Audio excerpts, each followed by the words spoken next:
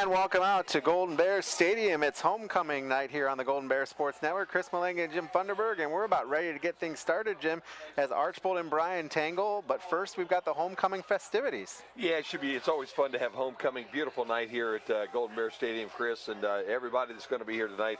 Looking forward to a football game and hoping maybe they could get a little homecoming magic tonight. That would be good. They're getting things ready. The band's about ready to come on, and we're going to, as soon as they get ready, we're going to send it down to the field for the homecoming festivities. And trying to see, it looks like maybe they're about ready. I'm getting hand signals. Kill the music. They want us to kill the music. Music, please. So nobody's got that. So just yeah, thanks for joining us. And as soon as that goes, we're going to send it down. Ladies and gentlemen, we direct your attention to the south end zone as the 2017 Bryan High School Marching Band is taking the field for tonight's pregame activities. The band is under the direction of Mr. Richard Will. Staff assistants are Ben Camarillo and Larry Schaefer, with Senior Field Commander Jordan Drennan. Let's all stand up for Bryan!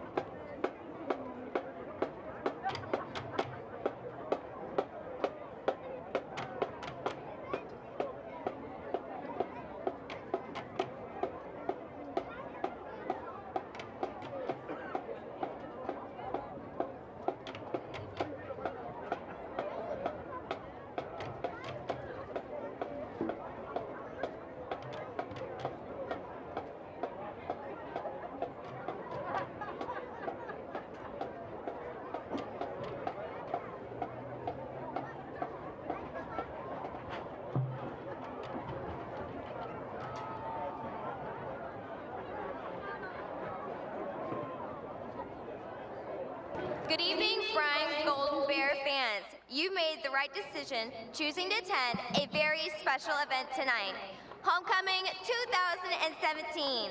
I'm Margot Moore, and it is my pleasure to be one of your MCs for this evening. Joining me are my fellow seniors, Colin Klingler, Lizzie Canfield, and Jonathan Roberts. You are about to witness our special pregame events with our queen, her court, and their escorts. Soon after, we will honor our country with the Bryan Marching Band first playing the national anthem and later their rockin' halftime show. And of course, there's the game itself. Soon, we'll have the kickoff between the Archbold Blue Streaks and their very, very own, very fired up Bryan Golden Bear football team. So let's continue with tonight's festivities. Homecoming 2017 is guaranteed to be one that will not soon fade from your memory. To show off their class pride, many high school students have been working hard these past few weeks to construct their homecoming floats. These floats were judged by well-respected members of our community: Mayor Johnson, Terry Rummel, Dr. Laura Eckert, Nick Walburn, John Schaefer, Kurt Plauk, Mike Tipton, and Courtney Roofer. The winning class earned 30 points toward their effort to win the Homecoming Week class competition. Please take a moment tonight to look at the floats that are located outside the stadium near the athletic entrance parking lot. The float, built by the senior class with the slogan, "You may be the lightning, but we bring the thunder," came in 4th place. In 3rd place was the freshman float with the theme, "Whack the Streak." The sophomore float was runner-up with the title Streak Busters. And finally, the winner of the 2017 float building competition was the junior class with the slogan, "Bury the Blue Streaks." Congratulations to all of our classes, and a big thank you to everyone who put their time and effort into this competition to show their spirit. This week's festivities have been wild for BHS. With float building behind the scenes, everyone's tired on a Monday morning, so everyone decided to come in their pajamas. Tuesday was a day to get lost in the middle and high school because it was Tacky Tourist Day. Wednesday was full of elves, pilgrims, bunnies, and so much more, since Holiday Day cannot be forgotten. Do you like French, Italian, or ranch? Because Salad Dressing Day was in the air on Thursday. And of course Friday, which was purple and gold out, followed by our pre-K through 8th grade prep assembly and our 9 through 12 homecoming assembly. Together, we played Hungry Hippo, Lifesaver Relay, and the Lip Sync, where of course, the seniors smiled proudly with the 1st place win.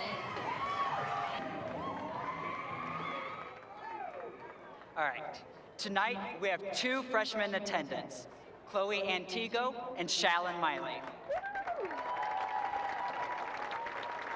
Our first attendant is Chloe Antigo. Chloe is the daughter of Shelley Oberlin and the late Eric Antigo. Escorting her is Shelley Oberlin and Jared Downey. Chloe has 2 siblings, Kaden Oberlin and Caitlin Antigo. In her free time, Chloe hangs out with friends. She also participates as class president in basketball, volleyball, FCA, enjoying the outdoors, and petting her dear Yorkie, Sadie. When Chloe was asked what celebrity she could be with for the day, she replied, Beyonce, because she is the true queen and she slays. Chloe is being escorted by Lucas Will. Lucas is the son of Jean Kovrick and Rich Will. He has 2 siblings, Allie and Jacob Will. On his free time, Lucas is on the cross-country team and hosts lit bonfires. When I asked him what he loved about his class, he responded, the wild amount of enthusiasm everyone expresses. Our second freshman attendant is Shalyn Miley. Shalyn is the daughter of Leandra and Sean Miley. Shalyn has 3 siblings, Delaney, Dalen, and Colburn Miley. In her free time, Shalyn watches HGTV, rides bikes with her friends, plays outside with the neighbors, and shoots hoops. She also participates in FCA, Interact, St. Patrick Youth Group, soccer, basketball, and dance. I asked Shallow, if you had the opportunity to spend a day with a historic figure, who would it be? She replied, Jesus, because it would be really amazing to truly meet him and ask him questions face to face. Shallon is being escorted by Keith Heward. Keith is the son of Nikki and Matt Heward. He has 4 siblings, Eleanor, Noah, Michael, and Moselle. On his free time, Keith practices baseball and basketball. I asked him, what do you like most about your class? He responded, the overall kindness everybody shares. Our sophomore attendant is Megan Boyd.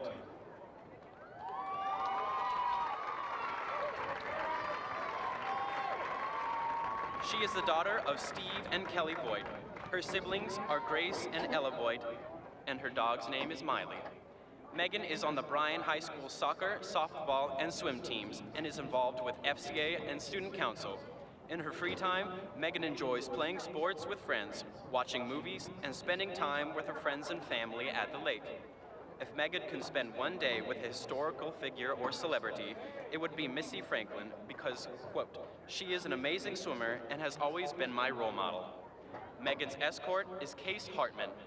Case is the son of Pam and Scott Hartman, and his siblings are Josh and Jean Sufel, and Devin, Dane, and Cale Ponsack.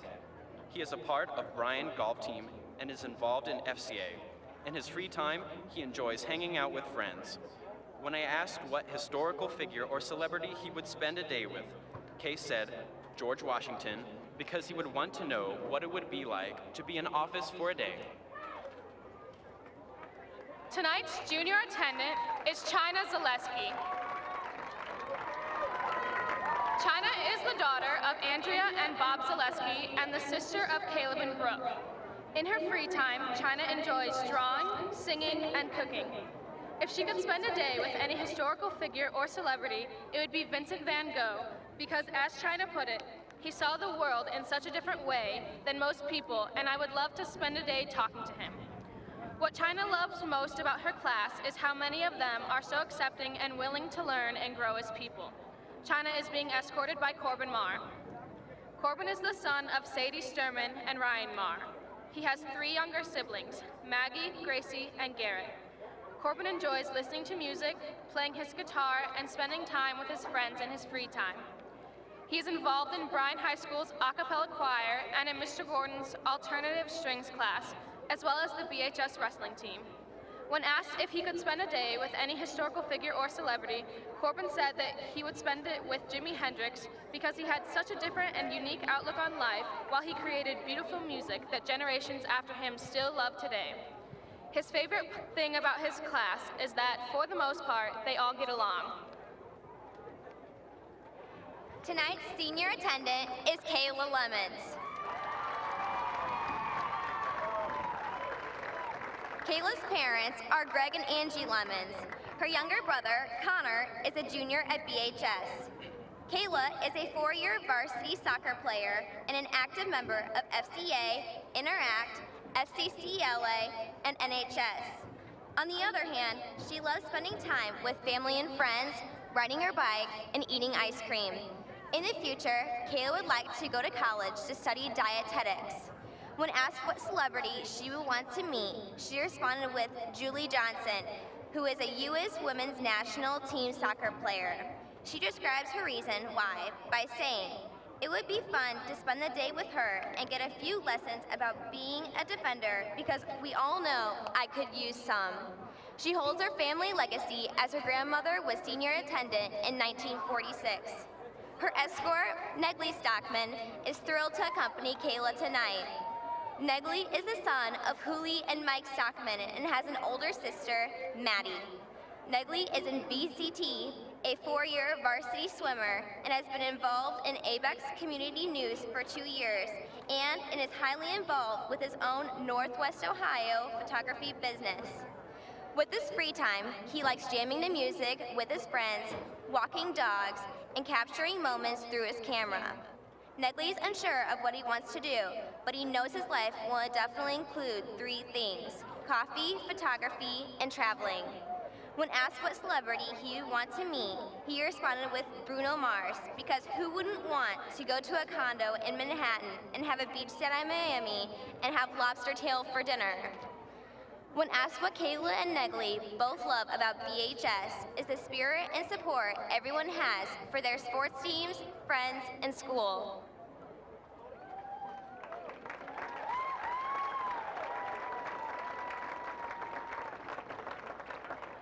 It is with great honor to introduce the 2017 Bryan High School Homecoming Queen and my good friend, Caitlin Antigo.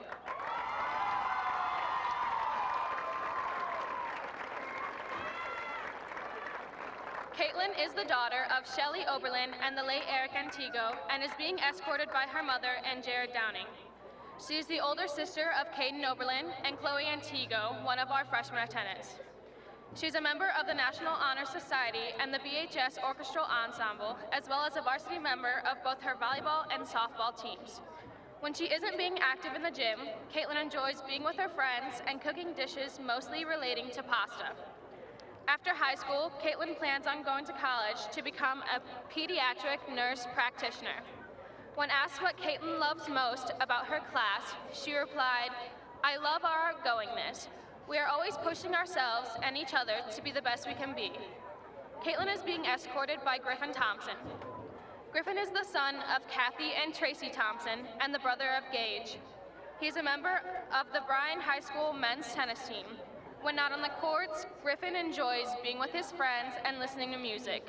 If he could spend a day with any historical figure or celebrity, Griffin would spend the day with Bob Ross because, quote, "he seemed like such a kind and wonderful person to be around." Griffin loves his class for their overall spirit and willingness to make Bryan a great school to be in.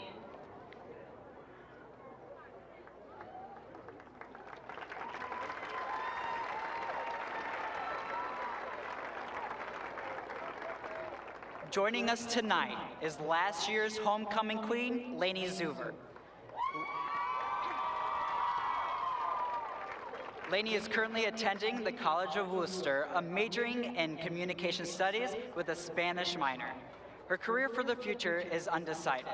Escorting her is Colt Arthur. Colt is currently attending Trine University, majoring in special education and elementary education. Lainey will present the homecoming crown to this year's queen.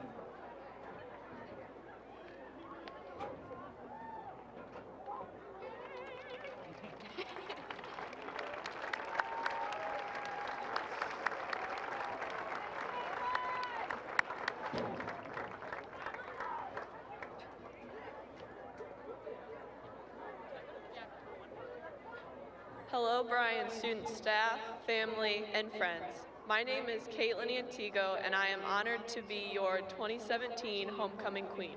This week in Bryan High School has been very exciting. From the goofy dress-up days to the homecoming pep assembly, there has been a lot of positive energy around the school. The most exciting part of the week is almost here, the homecoming dance. I think one of the most exciting things about being the queen this year is having my little sister be a part of my court. I would like to thank the student body for voting for me. It is a huge honor to represent the class of 2018. I would also like to thank my mom and family for always pushing me to be the best version of myself. Lastly, I would like to wish good luck to the football team as they face Archbold tonight. Good luck and go Bears.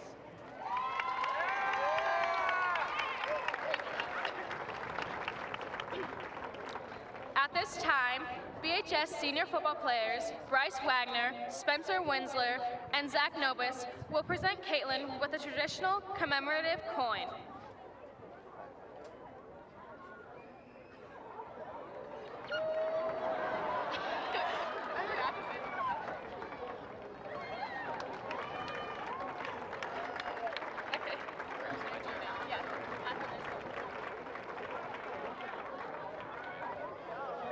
Once again, we would like to thank everyone who helped to make this year's homecoming a great success. On behalf of the students of Bryan High School, we would like to thank Artisan Flowers for donating the Queen's Bouquet this evening, the custodians who helped bring out the floats, and our principals, Mr. Alspaw and Mr. Rary, for approving Spirit Week and helping it run smoothly. And thank you all for showing up this evening, and Go Bears! Coach, we got an Archbold team this week, okay? The good news is we're back home, okay? Bad news is this is a football team that thinks that they can maybe even win this conference yet this year. Yeah, they're very fast. Yeah. That's their team speed's the best thing they have. They do play physical, but they're not as big and strong as Wasion or Liberty is. But you know, their skill positions are pretty good. They're coming in, they beat some good teams, so you know, we just have to get out there, you know, execute, do the best we can, and secure the football. We can't have any turnovers, and limit them to big plays. Big plays have hurt us, 1 or 2 a game. You know, part of it's youth, part of it is tackling last week, and you know, we've worked to correct that. We work to correct it every week. Yeah, you work to correct all those things every week. I understand that, and I don't think most people can understand how much effort you, the coaches, and the kids put in practice.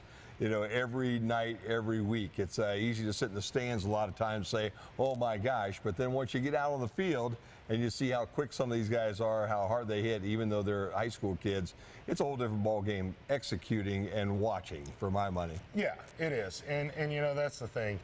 The kids, the coaches, everybody, we try to do our best to win, and we go as hard as we can. But the thing about it is you know, sometimes we're just not quite as good. And the kids give the best that they can, and so do we. But you know, that's why it's a game and it's not decided. You know, you play the game for the game itself instead of just you know, saying, "Oh, let's show up and win." Yeah, no doubt about that. Team speed has been a bit of an issue with you guys. So this team really presents maybe the toughest challenge you've had so far. They do. You know, if we take our angles and do the things, we're not bad with our team speed, but you know, we've played a couple that have had some kids that can scoot, and when we let them get, you know, right out in the open, it's tough. They do present a problem. They're going to want to run the ball. We just can't let them, you know, get out in the open. We got to kind of hem them in and be good tacklers. Yeah, the Peterson kid, the quarterback, basically, don't forget, is more of a running quarterback than a passing quarterback, and I say that.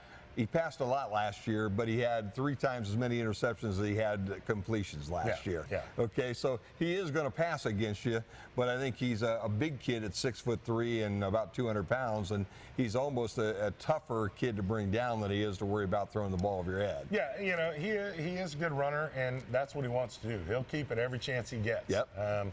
We see that. The balls that he has thrown deep, you know, the receivers do a good job making a play on the ball.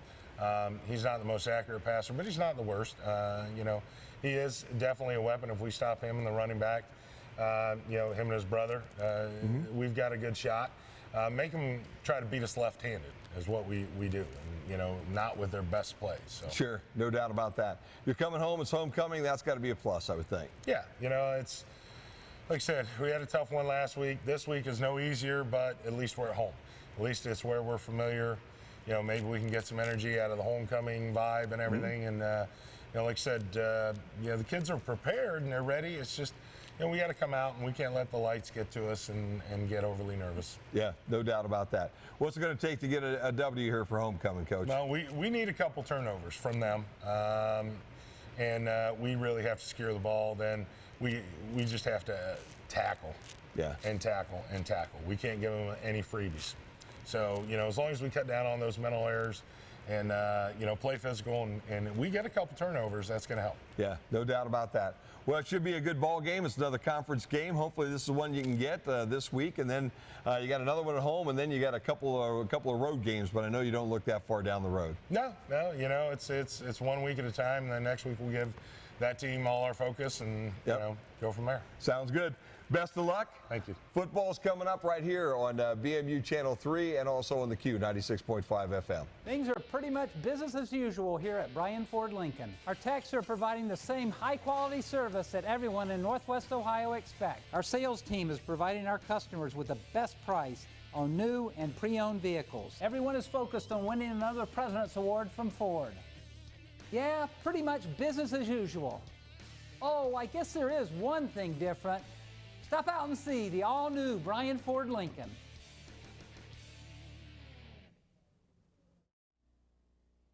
Back out at Golden Bears Stadium for homecoming. Chris Malinga and Jim Funderberger on the Golden Bears Sports Network, BMU TV 3, WQCT Bryan, and BryanSports.com.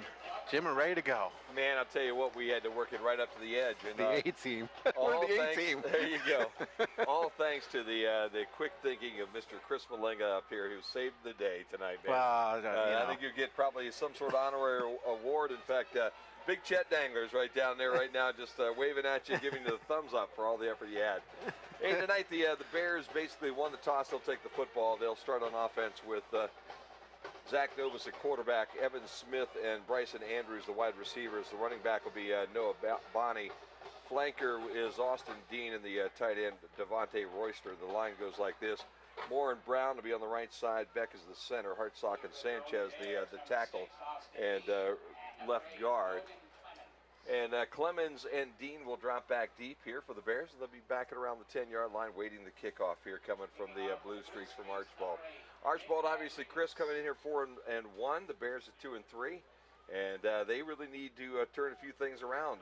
First half last week at Waseon wasn't bad. But, boy, that second half was a tough one. Yeah, and plus not scoring an offensive touchdown during that game is really, really scary. Got to do something when it comes to scoring some points, and that's exactly what the Bears will have to do. Rodriguez to kick it all off, and we're about ready to take to the football field here tonight on a Friday night over at Golden Bear Stadium. This will be kicked to Dean, and he'll come up on it about the 18-yard line. Cuts to the middle of the field. Still on his feet at the 30. Still on his feet at the 32. Makes another guy miss, and finally wrestled down right there at about the 32, maybe the 33-yard line. Good job by Dean to get out and get things going. LJ Tiarina, then the stop there. In fact, it's Tiarina, I believe, is what they told me the coaches did. I think there's an R that's in that name there that goes with that. So it'll be first down and 10. Bears will come out on offense right now. Novus leads them out, and he'll be in that pistol look. And a little different look here tonight, Chris. You got the big fellow Royster in at halfback right now. He's to the right of the quarterback, Novus. Got to do something. Doubles on top, single at the bottom. They'll bring a guy in motion. They will pitch it, and they're going to sweep here towards the home side. The toss does go to Austin Dean. Dean will turn the corner, but he's actually going to be tripped up pretty much at the line of scrimmage. Give him a short gain.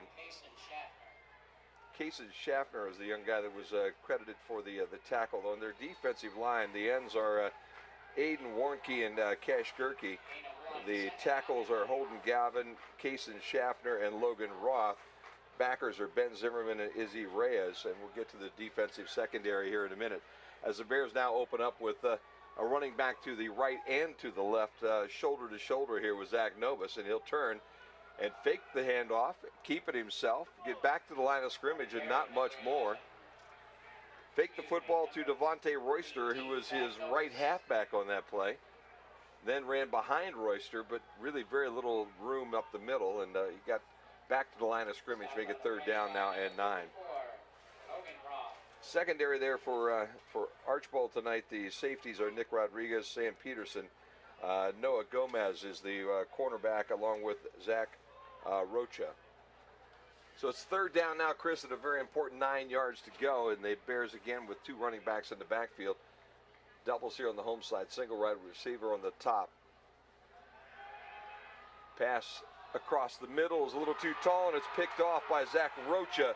Rocha at the 40 and up the sideline, looking for a block at the 20, spins down inside the 18, and it will be first down and 10 Blue Streaks on the Golden Bears 17-yard line. Miller makes the tackle for the Bears to save the touchdown. Rocha makes the interception and runs it back in deep into Golden Bear territory. And just like that, the Blue Streaks, Chris, are in business. Yeah, and he talked in pregame, Coach did, about needing turnovers, and he didn't mean by us. Yeah, he didn't mean we needed to give the turnovers away. We needed to get the turnovers. Both the Petersons in the backfield in that offset eye look, and they'll hand it to Sam, and he's coming around left end. There's laundry on the field as Peterson gets inside the 15 and down to about the 13, and we'll see what the call is on the field. Holding goes against the Streaks. Miller got the tackle. but the penalty will march this one back a ways. They started about the 14-yard line. That's where they're saying that happened. 10-yard penalty. Replay, first down. And the mark-off will take it back to about the 24-yard line, make it first down now at about, 17, 16, Chris? Yep, hang on 1 second. 1, 2, 3, 4, 5, 6, 16, I'm going to guess. 17. Okay, we'll take yours. You were close. Devin Girdham and Nick Rodriguez are split out on the visitor's sideline. Again, single running back, and Peterson will follow his brother around the right end, turn the corner, and there's nothing but Bears there. Had the ball out in his right hand, looked like maybe he could throw it any time to Rodriguez, but the Bears had strung that one out pretty well. Andrews with the first tackle, pickup of a couple, will make this thing a second down now at about 15. Good to have you with us here tonight. The main stop scoreboard still 0-0 as the Bears had the football. And on a turnover, the Blue Streaks now have the ball deep into Bears territory, but a holding call on first down has it second down at about 15-yard line. 15 now for the Blue Streaks. And they're at the Bears 22. Oh, nice quarterback fakes the handoff and keeps it. Peterson gets it back to about the 20 for a couple. And again, so far, the one thing last week, I think, Chris, we saw in that second half was just such a wonderful job of Wasion with the fakes to be able to set up that running game, and we'll see how that works here tonight. Everything that you know about Gabe Peterson is he is a pretty decent runner, can throw the ball. This is senior year, and it's good to have his brother, I'm sure, right next to him to his right as they line up with triples on top and nobody here on the short side, the home side. Peterson will roll to the visitor's sideline, look to throw deep down the field in the end zone, and this one is caught, but it's out of bounds, and it was caught by a Golden Bear down about midway in the end zone. The attempted receiver was Gavin Grimm, and Grimm had double coverage out there, and a good job by the Bears to knock that one away. Winsler was the guy that had underneath coverage, and he was the guy that came down with a football, but he was a couple yards out of bounds. So it's fourth down now at about 12, and the ball sits directly on the 20-yard line of the Golden Bears, and the Streaks will keep the football in their offense on the football field right now. Yeah, not many high school teams have kickers that can kick 37-yarders. Peterson drops straight back. He's got time now. He's running out of it. Throws it down in the corner of the end zone, and it's tipped away at the last second. Gavin Grimm again, the young man that was the intended receiver. And the Bears had Alex Potvin back deep, and it was knocked down by Bryson Andrews. So a good job by the Bears to get that ball back on down. So you give the ball away, and then you get it back, Chris. So a good defensive stand by the Golden Bears. Yeah, and it's right on the 20, which is like a kickoff for a touchback. So it's we're starting over with zeros. Bears in their purple tonight. Gold trim, gold helmets, purple trim on the helmets. Archbold in their white unis with the blue and gold trim. Handoff to Miller in the backfield. He breaks the tackle. He's still on the field. He's at the 40 and dragged down from behind at about the 43-yard line. And a nice job by Nate Miller on a little delay right up the center of the offensive line. And credit Travis Beck, Keegan Brown, and Tyler Hartsock for opening up a nice hole for him. And a nice pickup all the way out to the 43-yard line. So would you pick up a 23? First down and 10 Golden Bears. I like Miller's speed. He is able to turn the speed on when he needs to. Once he got through the hole, he turned that speed on and just basically outrun everybody. Miller's in the backfield to the left. They'll hand it to Devontae Royster. Royster cuts off a nice hole on the left side and gets across the 45 and out to about the 48-yard line. So the Bears showed a little different look here tonight as they're standing the quarterback up. They've got a running back to his right and his left. Miller's been to his left. Royster's been to his right. Then he'll spread out a receiver or two or three. And the running game seems to be a little bit better here early tonight, Chris. The Archbold defender made a good tackle there because Devontae's a hard kid to bring down, and they caught him on the leg and just kind of held on for dear life, and he ended up just tripping down. Andrews goes to the top of the formation here on the short side. They've got doubles in front of us, and again, that two-back look for the Bears. This time they'll pass. And now pull it down and run. He's got room up that left sideline and out of bounds to the Archbold sideline for a first down as he gets into Blue Streak territory at the 45-yard line. Nobis calls his own number, says, hey, there's plenty of room there. Pulled it down in a hurry, made a quick decision, and got up the football field. Nice job there, not trying to force something, seeing you didn't have anything downfield and just going out of bounds. Zach and now, getting the first down. Zach now in the middle portion here of this senior season, so maybe things are starting to slow down just a little bit. You kind of hope so, Chris, because he has a whale of a schedule ahead of him right now. Yep. So we have to go to Patrick Henry and Liberty yet. Bears again with that two-back look. Doubles here on the home side. Single to the top. That's the short side of the field. Novus again in the pistol. Now he sends Miller in motion towards the home side, and he'll roll that way. Cut up into a wide center portion of the football field across the 45 to about the 44-yard line. So a short pickup of a yard or two, and then he pays for it as he's hit by Ben Zimmerman, number 70, and also Izzy Reyes.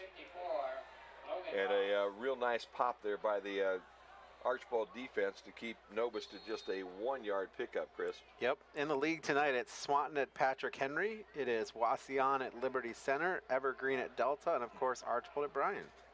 Royster again to the left, Miller again to the right. Nobis in the pistol look. He'll turn and hand it to Miller, and this time he's going to get caught in the backfield. That's 74 Holden Galvin that got through the line of scrimmage and causes the Bears to lose about 2. They'll call it almost 3, so it's third down now and about 13 for the Golden Bears as that ball is sitting just about on the 47. And they need to get down to about the 35, so call it a kind of a short 13 or a long 12. Yep. Andrews goes to the top of the screen, doubles down here right in front of us. The wide side is Smith. Miller again comes in motion towards the home side and ends up in the flank. Snap. Time for Nobis. Throws deep across the middle of the field. A little bit too far for Smith, who was in a couple of a little bit of a cluster back there. As he had Nick Rodriguez close to him, and he also had another Bear, Austin Dean, right next to him. And Elijah Alvarado was there as well for Archbold. A little too much traffic back there to kind of get loose, Chris, and the ball thrown just a little too long. There was a penalty there too, Jim, that was declined. There you go. Didn't catch what that was. Fourth down and 12. Smith will kick this away. Rodriguez drops deep at the 15-yard line. Smith back at his 36-yard line. Bears had it twice tonight. This time they drove it a little bit. Smith hangs on to it for a minute, then kicks a nice high punt towards the left corner, and it'll go out of bounds down around the 5-yard line. So Evan Smith did a nice job of placing that one down deep, and it'll set the Blue Streaks up deep in their territory here as they get their second try tonight. 5:53 to play in the first quarter. Nobody's scored yet, so the main stop scoreboard has double zeros on it still. Chris Malenga, Jim Funderburg here on a Friday night at Golden Bear Stadium. Early score, Hicksville over Fairview, 7-0 first quarter. Gabe Peterson will line up at his goal line. His brother will be to his right shoulder and just behind him. Doubles on both sides, and they'll send a guy in motion, and then they give right up the middle of the football field to Sam Peterson. And Sam Peterson has a little bit of a hole, and he works his way up to about the 9-yard line, so give him 4 on that first down carry, make it second down and 6. Bears defensive line needs to really kind of stiffen and keep these guys deep if they possibly can. That has been a job of the Bears. It's been a challenge this year for some of the younger guys on that defensive front, Chris. Yes, it has. Peterson will keep it this time. He'll run around the right end. He's got some room, and he ducks out of a couple tackles and then gets clobbered and knocked down out around the 17-yard line. It'll be enough for a first down. Harold gets the tackle, and remember last week Harold scooped up that fumble and just ran everybody to the end zone. Chris, we could use one right here. It wouldn't be quite as long of a sprint. Yeah, absolutely. It was a nice strip and score. Gomez comes out wide here on the home side along with Andrew Beck, and they've got a man in the slot. Single back in the backfield, single receiver to the top of the field, and they'll throw it up on that side, and it's complete. Peterson's pass complete to number 26, Andrew Beck is the young guy that caught it. He'll get about 6. Winsler is there on the tackle, and it'll be, they'll give him 5. Second down and 5. Working our way through the first quarter here of an NWAL game, and a big game for the Bears tonight, who are here at homecoming, and a pretty good crowd on hand on just a gorgeous night for football. Turn and hand to Peterson. He's got room off left guard. He'll work his way out to the first down stripe and then go another yard. So it's a first down and 10 again for the Streaks, but they've got somebody on the ground. It's one of the Bears back in the backfield, and it looks like Connor Ford maybe is the young guy down around the 22. With that, we'll take a timeout. 3:53 opening quarter, scoreless here at Golden Bear Stadium on the Golden Bear Sports Network. Looking for career opportunities? They're closer than you think. Northwest State has more than 70 degree and certificate programs, so you can start on the path to a rewarding career or take your existing skills to a whole new level. Your future is knocking. What are you waiting for? Opportunities await at Northwest State Community College. Find out more at northweststate.edu. Andrews O'Neill & Lowe is committed to providing you the best value for your insurance dollar. We are an agency built on integrity, offering personal service and sound advice you can trust. That's why we partner with experienced carriers like the Central Mutual Insurance Company for your auto, home, or business insurance needs. Central's quality insurance products are reasonably priced and backed by prompt, professional service, providing value for your peace of mind. Andrews O'Neill & Lowe is your local Central agent. Call us today at 419-636-5050. At Krill Funeral Service, we are professionals with the sincere desire to reward every family who have placed their trust and confidence in us by being attentive to every detail, displaying the highest level of courtesy and compassion, and providing the greatest measure of respect for their wishes. As remembrance planners, our goal is to help families find joy in the way they choose to remember, honor, and celebrate the wonderful life of their loved one. Krill Funeral Service. We are experts at helping hearts heal. They say there is strength in numbers. In Bryan, we have always taken pride in supporting our Golden Bear student athletes in all of their sporting endeavors. The Bryan Athletic Boosters now have a chance for you to get into the game. If you're Bryan proud, it's time to become Bryan strong. Whether you were a BHS athlete, are raising a BHS athlete, or just love supporting our Bryan High School athlete, this is your chance to be part of the BHS sporting community. Talk to any board member today on how easy it is to join, or contact us at 419-636-4536. Well, it never is good when the young guy can't get off the field on his own power, and they will carry him off. It doesn't look like he's in horrible condition, but he's got something wrong with one of those wheels, and it just won't turn right at this point in time. So his teammates had to help Connor Ford up off the football field, and we're hoping that that's not anything too serious. Back to the action on the field. It's first down and 10 now for the Streaks. 3:53 to play here in the first quarter. Peterson at quarterback. Peterson to his left, behind him, his brother. Triples now on the home side. Nobody on the short side of the field. That's the visitor's side. They'll turn and hand to Peterson, who's got a wide open hole in the middle. Works his way up to about the 35-yard line, and Sam has about 6 yards on that one.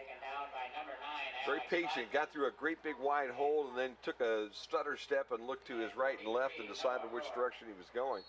Able to pick up a couple more. In fact, they'll give him 7. Second down now and 3.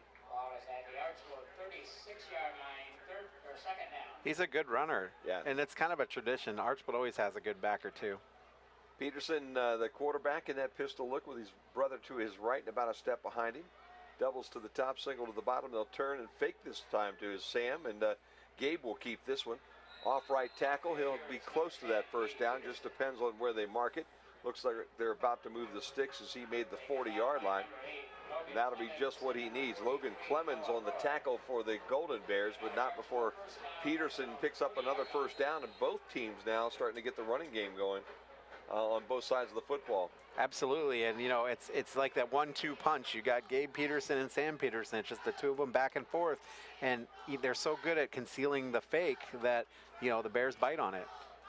Clock down to 2:45 to play opening quarter. Nobody's been able to put any crooked numbers up on that scoreboard yet as Peterson throws down the flat, and he's got his guy, Tijerina, and Tijerina will be into Golden Bears territory before he's wrestled out of bounds at the 46-yard line.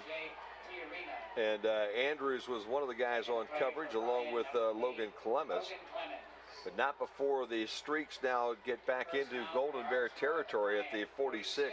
Last time down, Chris, they really got pretty deep, and then a couple penalties and some misfires, and they ended up turning the ball over on downs after a 4th and long. Yeah, well, I mean, that was a turnover for Bryan that got him so close.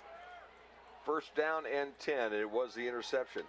Peterson rolls to his right, throws on the run. He's got his guy, and out of bounds for a first down is Nick Rodriguez.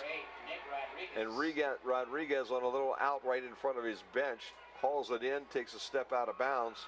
He'll get about a dozen. It'll be first down and 10 again, and all of a sudden this offense is starting to heat up a little bit. Yep, absolutely. They're doing it with the run. They're doing it with the pass. Bears are trying to stack more people in to cover the run, and what ends up happening is the pass is wide open. So they're just taking what the Bears are giving them. Clock stops with 2:14 to play in the opening quarter. Triples down to the home side. Fake to the running back. Little screen pass out to Devin Girdham, and Girdham stiff arms. Crosses back across the 25 and is still on his feet at about the 18-yard line. But there is a flag back here at around the 34-yard line. And it was just about where that screen pass was thrown. Could very easily be another holding call against the Streaks. Flag sitting at the 34-yard line. Let's see what they say.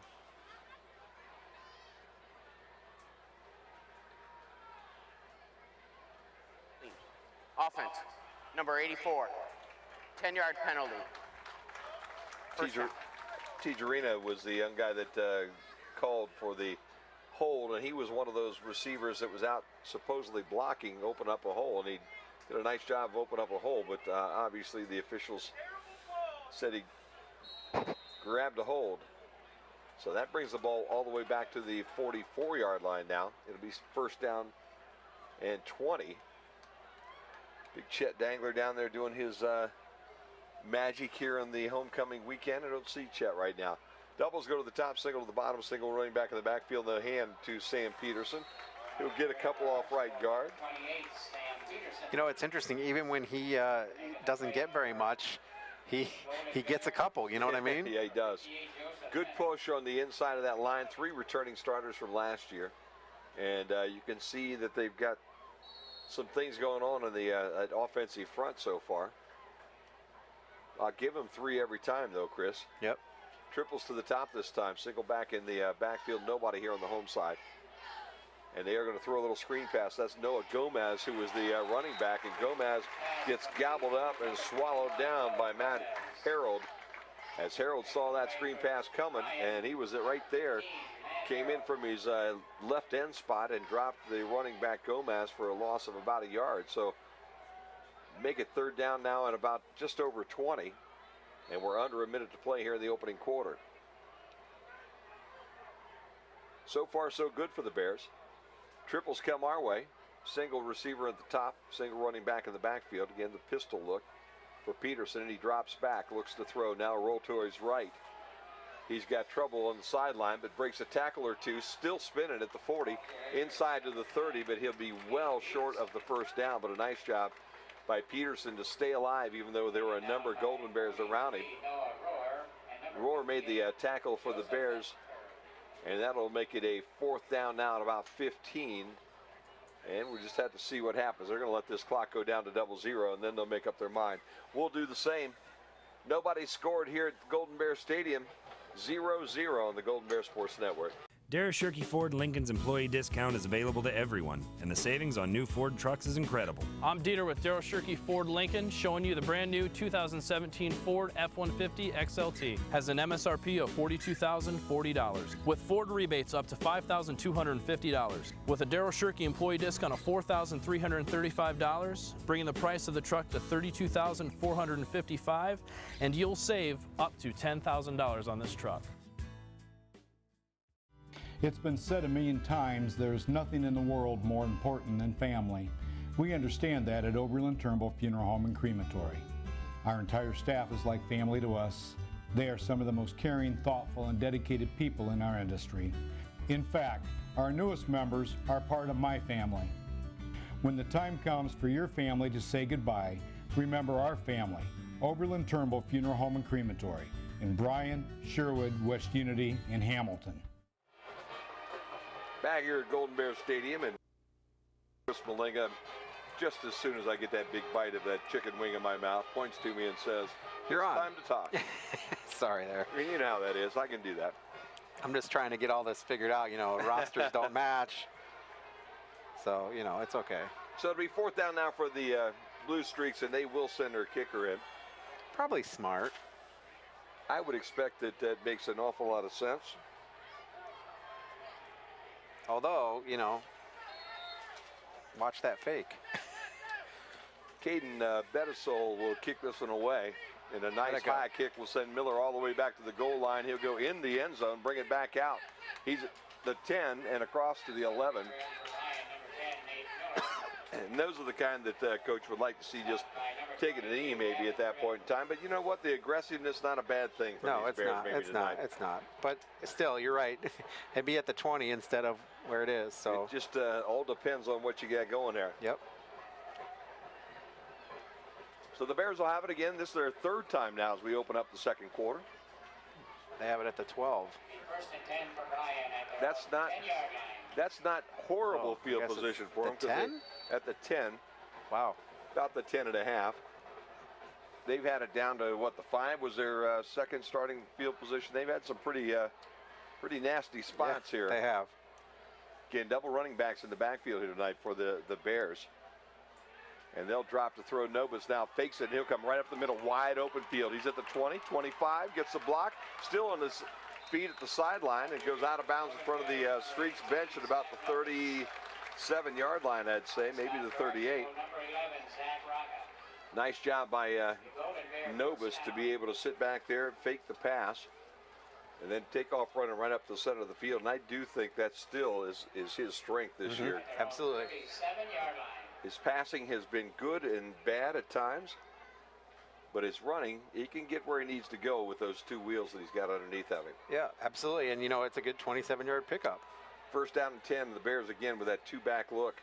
Nobis in between Miller, and he will hand it to Miller, and counterplay is not going to go very far. Devontae Royster and Nate Miller, the running backs in the backfield, just joined us here tonight.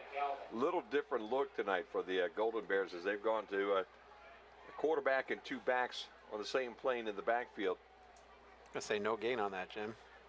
2nd down now and 10. And it's been an interesting look. They bring your tight end back into a halfback spot, and you expect the big fella to give you a block or 2 every now and then. He's to the left right now, Zach. Miller to his right. Doubles here on the home side, single to the top. They'll fake the ball to Devontae Royster. Nobis keeps it, uses a block from Royster to get across the 40 to about the 43-yard line. So a nice job by Nobis to kind of cut off the block from Devontae Royster and add an extra 3 or 4 yards to that run. It's 3rd down now and about 4. You know, and that's the reason why you got Devontae back there. Nothing against the other running backs, but Devontae brings you a whole nother thing when it comes to blocking, because he's a big kid. You got to believe that big fella can move some people around. He is about 6'2" and about 245 pounds, and you've got him in your backfield right now. Miller, about the same height, but about 70 pounds lighter on the left side now, and Royster to the right. Doubles to the top. They'll hand the ball to Miller, and Miller get caught in the backfield. He's going to lose a couple on this one, I think. Takes him all the way over to the sideline and drops him out of bounds. Surprised there's not a flag there. The forward progress is going to be marked down at about the 41-yard line. Sam Peterson makes the tackle. And that effort went all the way over to the Archbold sideline before the tackle was made. It'll be 4th down now, and the Bears have to kick this away. Rodriguez drops back deep. He'll be inside his 30. Yeah, the Bears have faked these every now and then. Evan Smith again in punt position. Miller is the safety about 5 yards back, and they'll knock this back to the kicker and then kick this away. And Smith with a nice bouncer that's picked up by Rodriguez at about the 25-yard line. He broke a tackle. He's up the sideline, the Archbold sideline, to close to midfield before Miller makes the tackle on him at about the 48-yard line. Rodriguez with a nice job getting through that first tackle and then finding an opening, getting up the sideline for a nice return. Nate Miller with a tackle. He was the safety valve there. And Archbold again with great field position as they'll start on their own 48. 9:14 to play in the half. Scoreboard still has 2 zeros on it. That's the main stop scoreboard. Archbold sends 2 receivers to the top, and they'll bring Rodriguez in motion. They fake the handoff, and Gabe Peterson keeps the football, and he's into Bryan Golden Bear territory at about the 48. So give him about 4. And number 58, Joseph Fenner. Fenner and Queen are the 2 young guys that are accredited for the tackle up here for the Golden Bears. And 2nd down now and about 6 on the 47-yard line of the Golden Bears. Again, the Petersons in the backfield.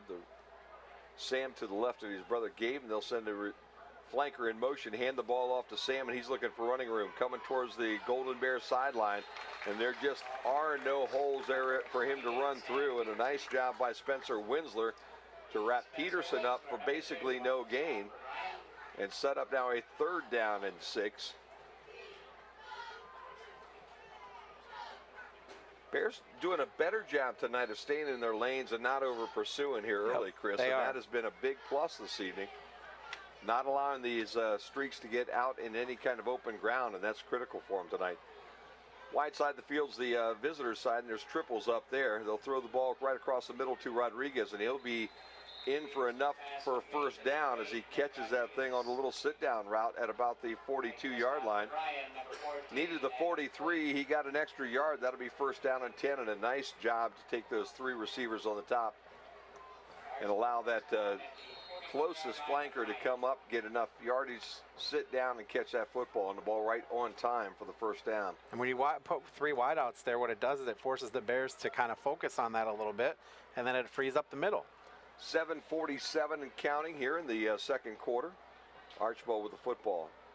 Peterson, the quarterback, and he fakes the handoff. He'll roll to his left and throws it into the flat. And that one was almost picked off by the Bears. Saw it coming that time, and Bears with a good job to get over and knock that away, and I believe that was Bryson Andrews who had some big eyes and thought he was going to maybe pull one in down around the 30, and that turnover would have been huge right now. Instead, it's 2nd down and 10. Clock stops, 7:30 to play here in the 1st half. A lot of yardage chunked up, but not a lot of offense. Good 1st half, you know, for the Bryan defense and really for the Archbold offense so far. They've been moving the football. As Grimm goes in motion, they will hand the football off to Peterson, though, and Sam Peterson still on his feet as he headed around the left sideline, and he's knocked down inside the 35-yard line at about the 34. He'll be about a yard shy as he gets 9 on that carry, and it sets up now a 4th down and about 2 is where they're going to actually sit it as they bring it back out to the 33-yard line. And the Streaks have a 3rd down now and a couple. Clock under 7 minutes to play in the opening half. Peterson back at running back, and he's set to his left.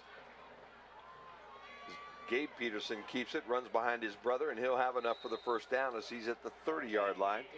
They're following his left guard and tackle, and his brother through a nice big hole. Taken down by number 30, Dominic James. Dom James did a nice job there, not letting him get any further. They tackled him right at the line, and he got through just a little bit, but not enough for a big gain, just enough though. 1st down and 10, Archbold. 6:40 and counting here in the first half. It's homecoming here at Golden Bear Stadium tonight. The Bears defense trying to hang on to this shutout in the first half. The offense has shown a little life, but not really threatened. And this is the second time that Archbold's this deep into Golden Bear territory tonight. I don't think the Bryan coaches like that spot, Jim. Peterson rolls towards his right. The pass is thrown and completed down to about the 25-yard line, and that's Girdham. And Girdham with the catch and the tackle at the 25-yard line makes it a pickup of about 6 and sets up a 2nd down and 4. Yeah, unfortunately, whether you like that spot or not, it stood. And yep, they were talking to the side judge there, trying to get some relief, but no such luck. Archbold sends a triples to the top. Peterson's in the backfield. Gabe will roll to his left, looks to throw in the flat. He's got his man, and he dropped the ball down around the 10-yard line. Good toss to Devin Girdham, it looked like, and Girdham just not able to pull that one in. Girdham was down at about the 10-yard line. It had been a wonderful pickup. Good coverage by the Bears, but he just couldn't pull it in. It sets up a 3rd down now at about 5. 3rd down has not been a problem for Archbold tonight. It really hasn't. They are 2 of 4. Peterson's 1 and 2 in the backfield right now. Running back to the left, that's Sam. Nobody down here on the short side of the field, and Gabe will keep this one. He has an opening off the left guard, and he's up the field, and it'll be close. Let's see where they spot him. Well, when they first came across, it was short, but now I think he's got it. Moore was the young guy that made the tackle for the Bears, but not before Peterson gets just enough. And they'll move those sticks again and sit that ball with the nose of it right on the 20, Chris. Yep. The first official coming in, it looked like he was about half a yard short, but as they moved closer in. Jim, Hicksville over Fairview 14-0 in the second quarter. Evergreen over Delta 6-zip. At Liberty Center over Wauseon 7-6. 5:25 to play here in the first half. Nobody has scored so far on homecoming here in the Golden Bear Stadium. Running back to the right is Peterson. His brother Gabe drops and throws across the middle. He's got his guy inside the 5. That's number 26, Andrew Beck. A little post pattern, and he hauled it in, and they're going to say he didn't catch it, didn't take it to the ground. Wow. Good job by the Bears. Yeah. Tight coverage down there, and back judge right there all over it. Came in right away and whistled it incomplete. So instead of being a nice pickup, it's a 2nd down now and 10 still. Clock stop with 5:12 to play here in the opening half. Archbold heading from the left to the right here tonight on this second quarter. If you're listening out on the Q 96.5 FM, great to have you. BryanSports.com. Doubles go to the top, single with the guy in the slot, and they'll send him now in motion towards that visitor sideline. Fake the ball to him. Peterson keeps right up the center of the football field. He'll get across the 20 to about the 18-yard line, so a pickup of a couple. Set up 3rd down at about 8. He was running with that ball out, too, like he does. Bears need to knock that loose, yes, scoop they it up, do. and take it to the house like they did last week, and that would be a nice way to end this half. Ball's on the 18 of Bryan. 3rd down now at about 8 for Archbold. Down under 4:45 to play here in the half. Doubles go top, single to the bottom. Single running back this time, Peterson to the right of his brother Gabe. Turn, fake the football, look downfield. Here comes the pressure, but they pick it up. They'll throw it down at the goal line, and I think it's caught right there. But we've got a flag, and it could be, well, let's see, an interference call against somebody. The Archbold streaks are jumping up and down like it's going against Bryan. There was a little congestion down there at the goal line. Ball was caught. And that was Gavin Grimm that caught the ball. Now let's see, at the very end there was a flag thrown, and whether they had a push off on one of the receivers. Offensive pass interference. 15-yard penalty. Replay. 3rd down. So they say the call goes against Beck, and the touchdown will be negated, and the walk-off will make it 3rd down and a long. So it's 15 yards from the original line of scrimmage, apparently. 3rd down and a bunch right now. Ball goes outside the 30 to about the 33-yard line. First down marker down at the 10, so make it 23. That was a big penalty. That was a huge penalty. There was some bouncing going on down at the goal line, and the catch was made. Archbold with the football. Fake the handoff to Sam Peterson, and Gabe Peterson calls his own number. Still on his feet. He got out of a couple of tackles. He reverses his field. He's heading towards the Bryan sideline, and now we have a whistle at the top of the football field, and I'm not sure whether they're going to call him down. Let's see what they're saying. Gabe did a nice job being double teamed up on the Archbold side of the line of scrimmage of the backfield here. We'll see what happens. Is an inadvertent whistle. The down will replay. Okay. Third down. Okay. Okay. Oh, I don't like that. Yeah, he was, if you go back to the old rules of, taking him out of motion, maybe that's one thing, but he never hit the ground, and he was able to break the tackle up along the hash mark on the Archbold side of the football field, and when he got out of there, he crossed all the way to the other sideline, heading towards Golden Bear territory, and ended up with a positive gain. But the whistle blew after he got loose, and they will replay this down. 4:14 to play now. Still third, about 23. Doubles here on the home side, signal to the top. He was running on third and 23. Looking to throw. He's got trouble, and this time he's going down. Wow, I'm really surprised that he didn't throw that away. Noah Rohr was the young fellow. Wow, look at this spot, too. And the ball goes back to the 45-yard line is where they That is a terrible spot. And it's fourth down now, and the ball kicks back to the Golden Bears. And a nice job by the Bears to be able to go play some defense. Miller will drop back inside his 10-yard line. In fact, he'll stand right on the 10.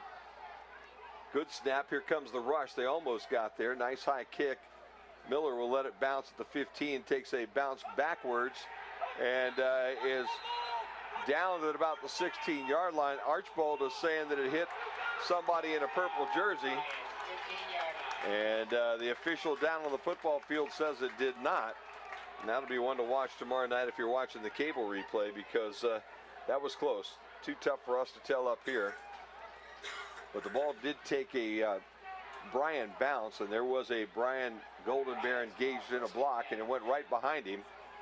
But the depth up here from where we are, it's kind of hard to see whether it hit him. It was down by Archbold, and the Bears will have the football at the 16-yard line. And obviously everybody that came over from the east here tonight thought that ball hit that young fellow in the back of the leg, and it was their football deep in Bryan territory. Instead, 3:31, Bears have the ball. Including the opposing coaching staff. Doubles going on both sides now as the Bears go back to a more traditional look. Single running back. They're going to throw this one across the middle. Little high. Good coverage out around the 47-yard line. Going towards Miller at the 47. Couldn't quite get him, and some nice coverage by Zach Rocha. He was right there stride for stride. Throw pretty decent. A little bit high, but the potential to catch it was there, and the clock will stop at 3:24 to play in the half. As we get some lights on in here all of a sudden. It's getting a little dark. The mood lighting was good there, Chris. Yeah. It was, I was about ready for the nap. You know, it's getting late in the night. It is almost your bedtime. It is. Bears go back with a double running back look. Little warm milk, little murder she wrote. You're ready for bed. Snoring, man. Turned up that sleep number, that mattress. Completed pass up on the left-hand side. That ball is caught by Nate Miller, I believe, and then Evan Smith. I'm sorry, 11, not 10. Stopped on the play by number 42. Smith got about 6, maybe 7. 9. Yeah, there you go. They're going to put him out 8, all the way out to the 24-yard line. Bryan, 24-yard line. Clock down under 3 minutes to play here. Third down and a couple for the Bears. Both teams have all their timeouts right now. Bears again with that 2 running back look with doubles on the top and single receiver here on the bottom. They're going right to left. Wide side of the field is the home side. They'll turn, hand the ball off to Miller in the backfield, and he gets wrapped up right away, and he'll lose a yard on that one. So Miller will lose some. And with 2.5 minutes to play in the half, I wouldn't be surprised to watch Archbold call a timeout right now, but they're going to let the clock roll. and save all 3 of them. Rodriguez will drop back deep, and if I'm the Bears, there's 25 ticks on that play clock, and it's just about to start, and the game clock's down to 2:11. I'm going to let that thing go as long as I can go right now and kick this ball off down around about a minute and 45 seconds. That's why it surprised me a little that Archbold didn't use one of those 3 timeouts when they had that opportunity. Bears smartly let it tick. 3, 2, 1. They're going to take the timeout right there themselves. Save themselves the penalty, and we'll take a timeout with them. Just about ready to close this first half. A minute 49 left to play. 0-0 our score here on the Golden Bear Sports Network. Things are pretty much business as usual here at Bryan Ford Lincoln. Our techs are providing the same high-quality service that everyone in Northwest Ohio expects. Our sales team is providing our customers with the best price on new and pre-owned vehicles. Everyone is focused on winning another President's Award from Ford. Yeah, pretty much business as usual. Oh, I guess there is one thing different. Stop out and see the all-new Bryan Ford Lincoln.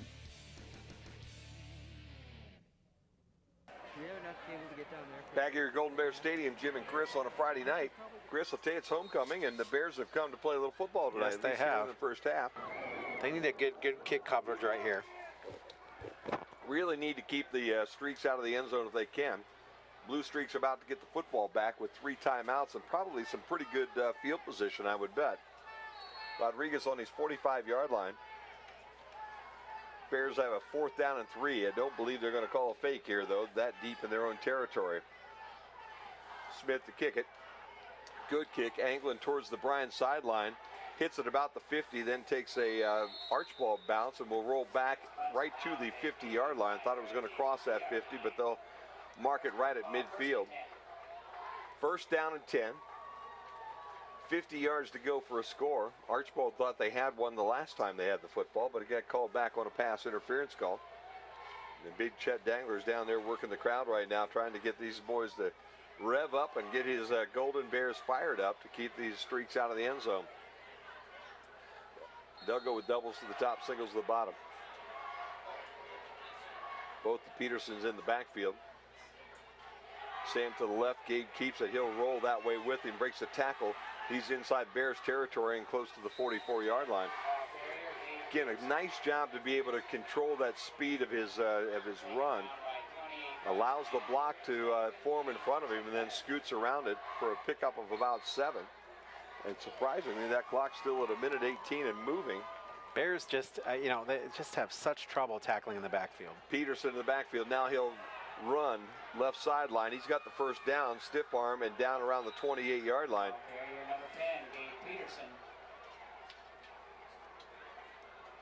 So the Bears stop him, but 23 for Bryan, Isaiah Hale. not before they get inside the 30 at the 28-yard line. Did he get out of bounds? Hale with the tackle, no, but they'll stop the clock to move the chains, and then they'll wind it again, I think is what they're doing. 1:06 to play. There is the whistle. Still 3 timeouts for Archbold. I think he may got out of bounds, Jim. Yeah, he might have. I think you're right, Chris, because it's not moving right now.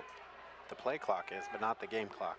Doubles to the triples to the home side right now. That's the wide side of the field. Peterson to the right, that home side of his brother, and they'll roll towards the home side. Gabe looks to throw. He's got a guy at the 15. Ball came loose, and I think it's going to be incomplete. And I think a very good call is Winsler with the pop. And the completion, tried to make that throw to Devin Girdham. And Girdham looked like he had the ball down around the 15-yard line, had it, started to bring it in, and then a good pop and the ball came out. It'll be 2nd down now and 10. The ball comes back out to the 28. The clock stops at 59 ticks. Evergreen up 6-0 on Delta. Montpelier down to Ottawa Hills 7-0. It is Kenton over Van Wert 14-7. Wayne Trace over Ayersville 14-0. Doubles on the bottom, single on the top, single running back to the right of his brother in the backfield, and they'll hand the ball to Sam this time. Sam Peterson around left end. Up the sideline. He's got the 1st down, and he'll go down at about the 16-yard line, and I think this time he did get out of bounds, and they'll stop everything again. Miller makes the tackle, but not before Peterson runs that football down to about the 15-yard line.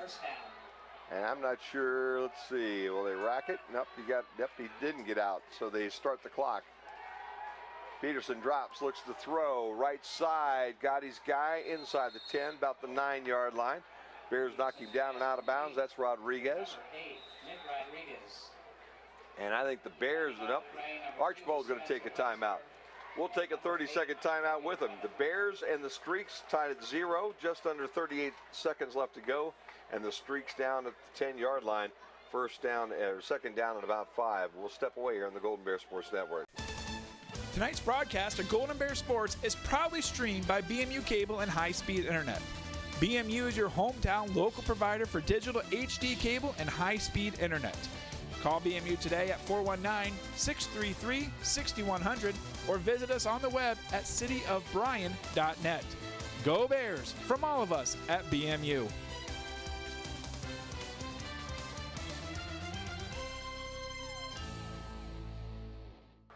Back here at Golden Bear Stadium, as you can see on the scoreboard right now, if you're watching on Saturday night, it's 0-0 here.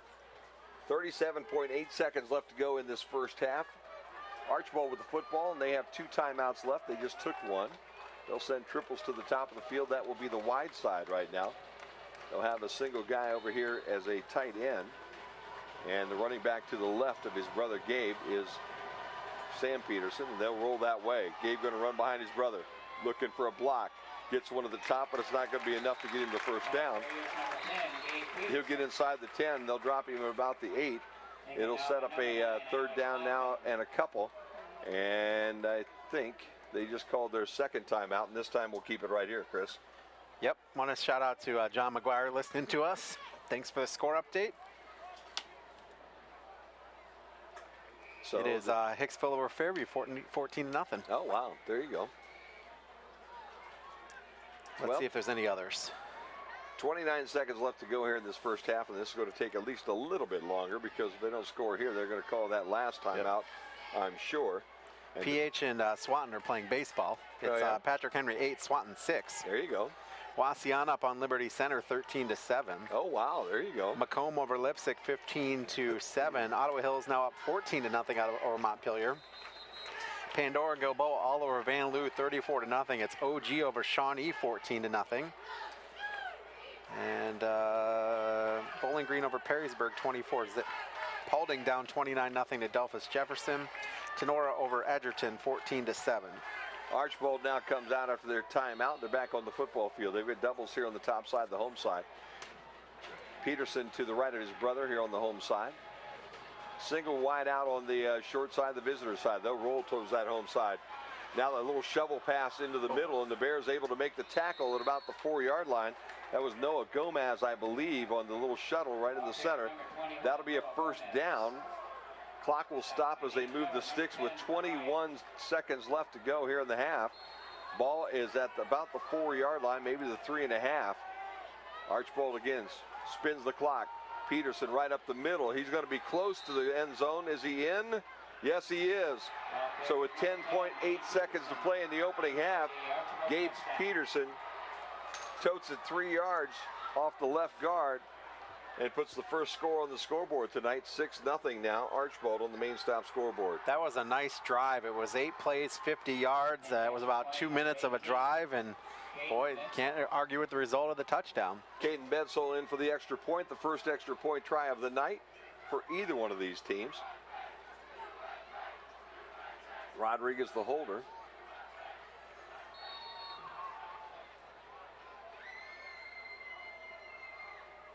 Low snap, and Rodriguez gets it down, and Bedsole kicks it through. And just like that, with 10 seconds left to go in the half, Archbold drives the football all the way down the field and puts the first points on the scoreboard here. And they will get the ball to start the third quarter. Yeah, they will. That's what's dangerous.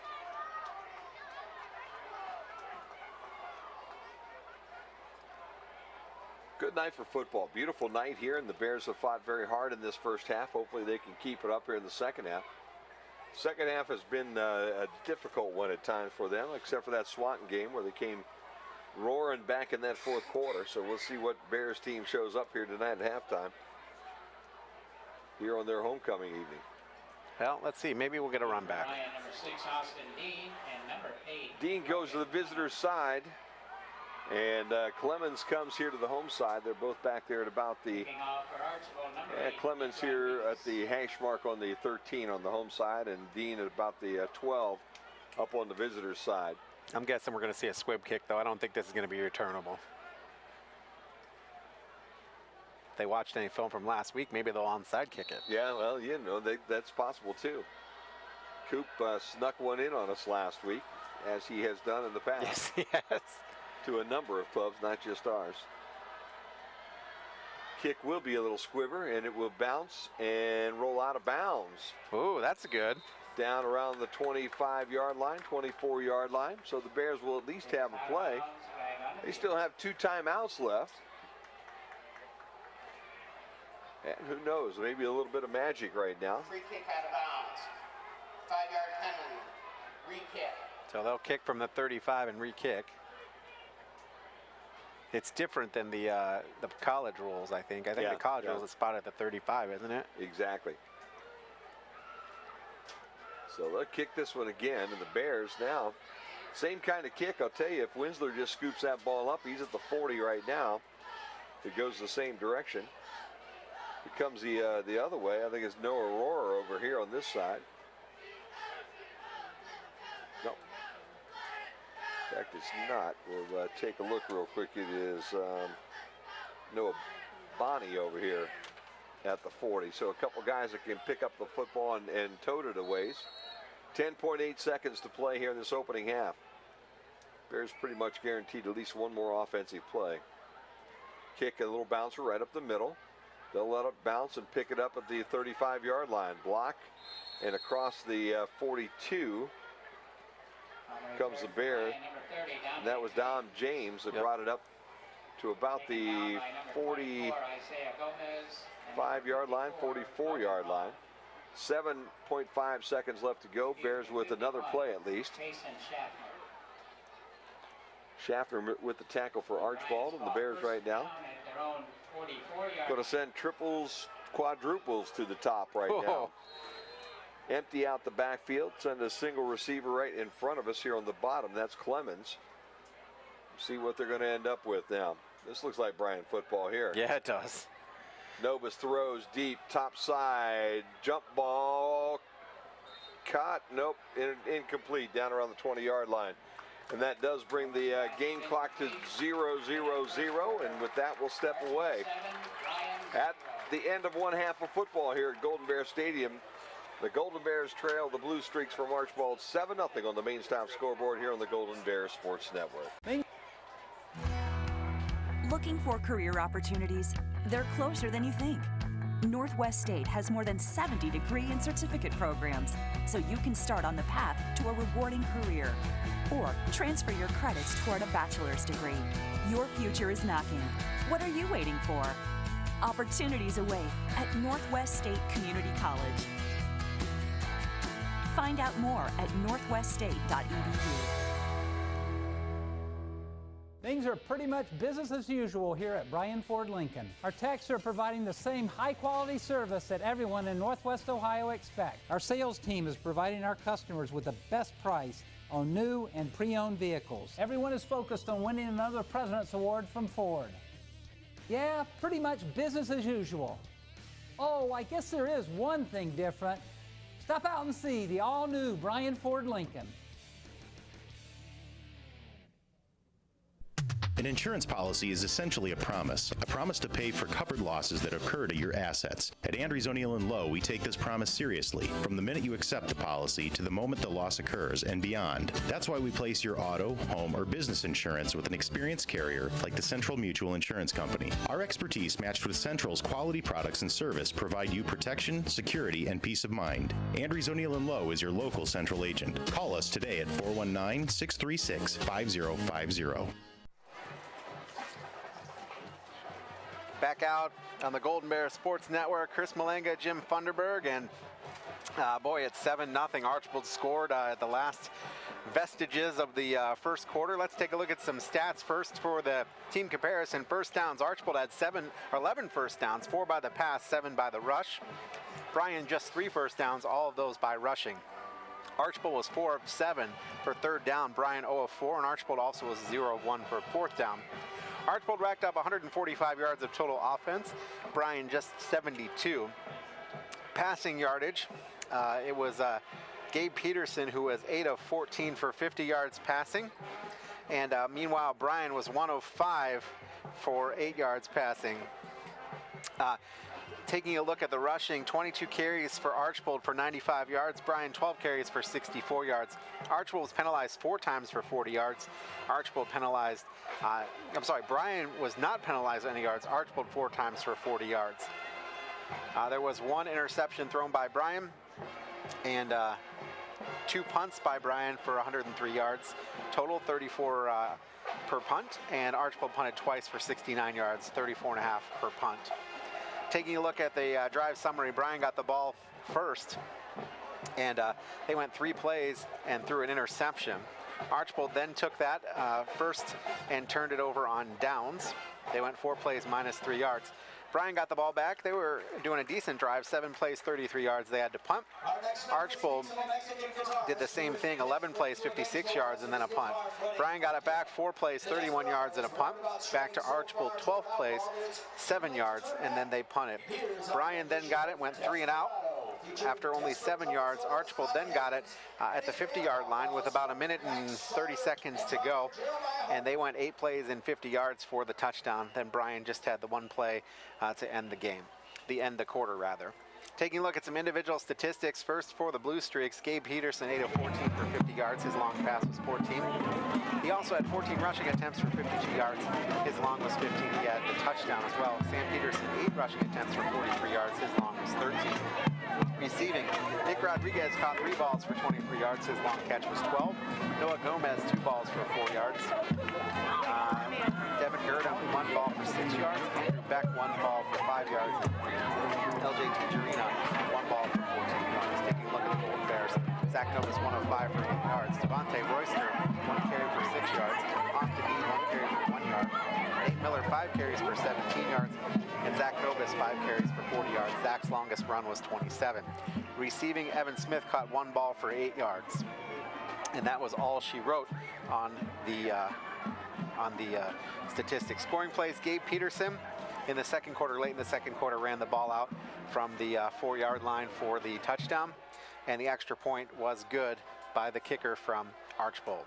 So there's the stats. Let's take a break, and when we come back, we will have the BHS halftime show as well as some scores from around the region. You're listening to the Golden Bears Sports Network. As the baby boomer generation tires of traditional send-offs, funerals are becoming increasingly more personalized. People are pre-planning their own remembrance gathering. Pre-planning is easy and will pay off both emotionally and financially for you and your family. Plus allows you more control over your last hurrah. At Krill Funeral Service, we're not just funeral directors. We are experts at helping hearts heal. Back out at Bryan Golden Bears Stadium. It is Bryan High School football on the Golden Bears Sports Network, BryanSports.com, WQCT Bryan, and BMU Channel 3. Chris Malenga and Jim Funderburg with you, getting set for the Bryan Golden Bear Marching Band, and we'll send it on the field to PA announcer Steve Alspaugh and the Bryan High School Marching Band.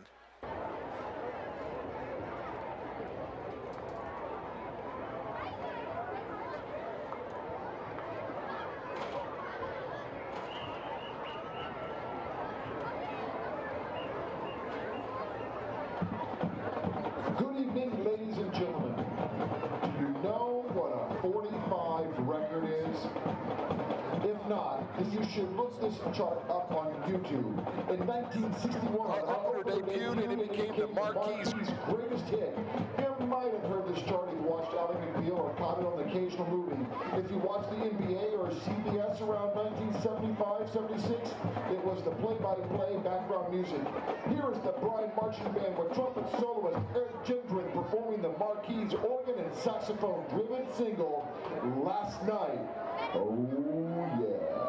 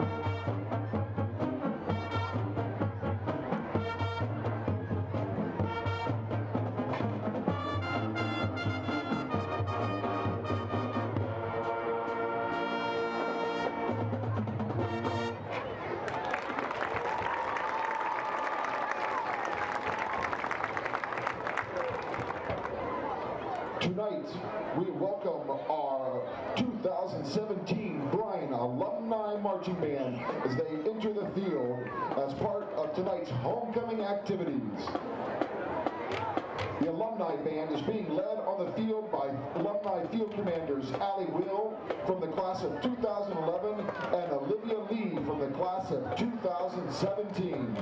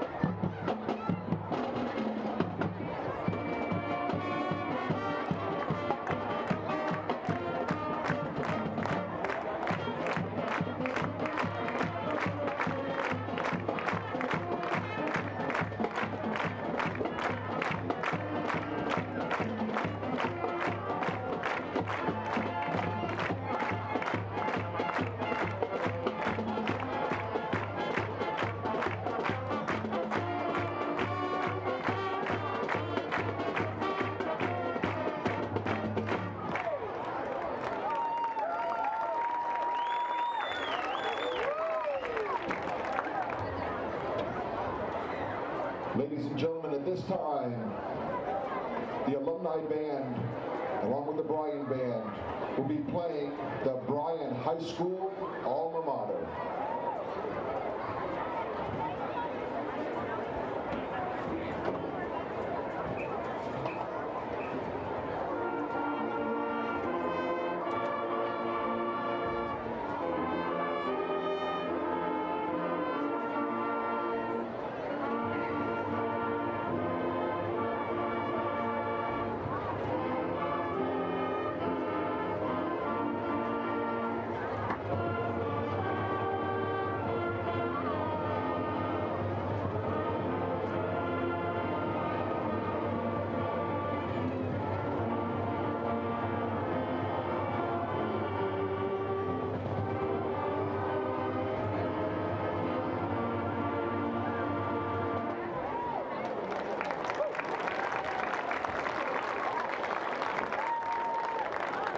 Combined bands are about to perform a piece in the angry key of F minor and with a chart by The Offspring. This American punk rock band from California hit the stage in 1984 and hit it big in 1994. Gute, Gleben, Glocken, Globen is the opening catchphrase for this chart. It hit the airwaves in 1998 and made it to #1 in Finland, Ireland, and even Australia, but never here in the U.S. Here is Pretty Fly for a White Guy, directed by the Bryan High School Marching Band Field Commander, Jordan Drennan.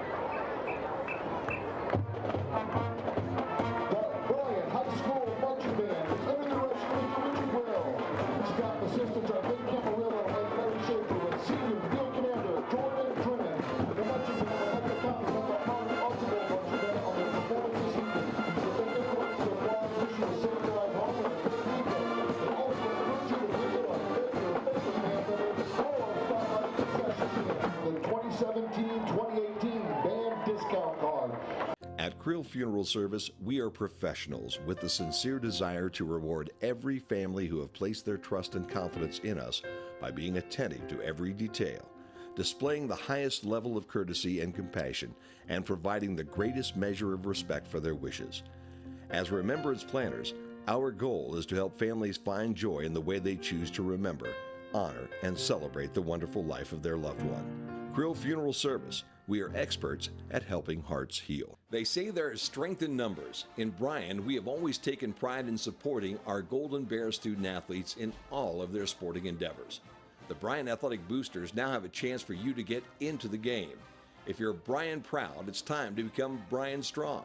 Whether you were a BHS athlete, are raising a BHS athlete, or just love supporting our Bryan High School athlete, this is your chance to be part of the BHS sporting community. Talk to any board member today on how easy it is to join, or contact us at 419-636-4536.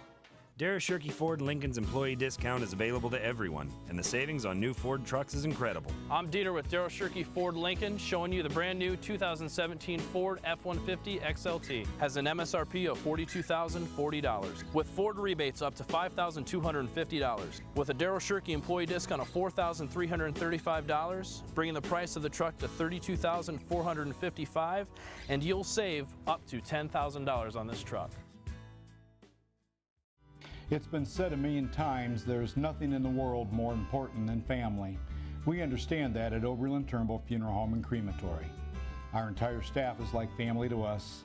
They are some of the most caring, thoughtful, and dedicated people in our industry. In fact, our newest members are part of my family.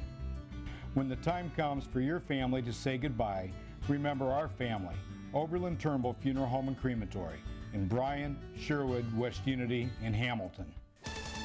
Tonight's broadcast of Golden Bear Sports is proudly streamed by BMU Cable and high-speed internet. BMU is your hometown local provider for digital HD cable and high-speed internet.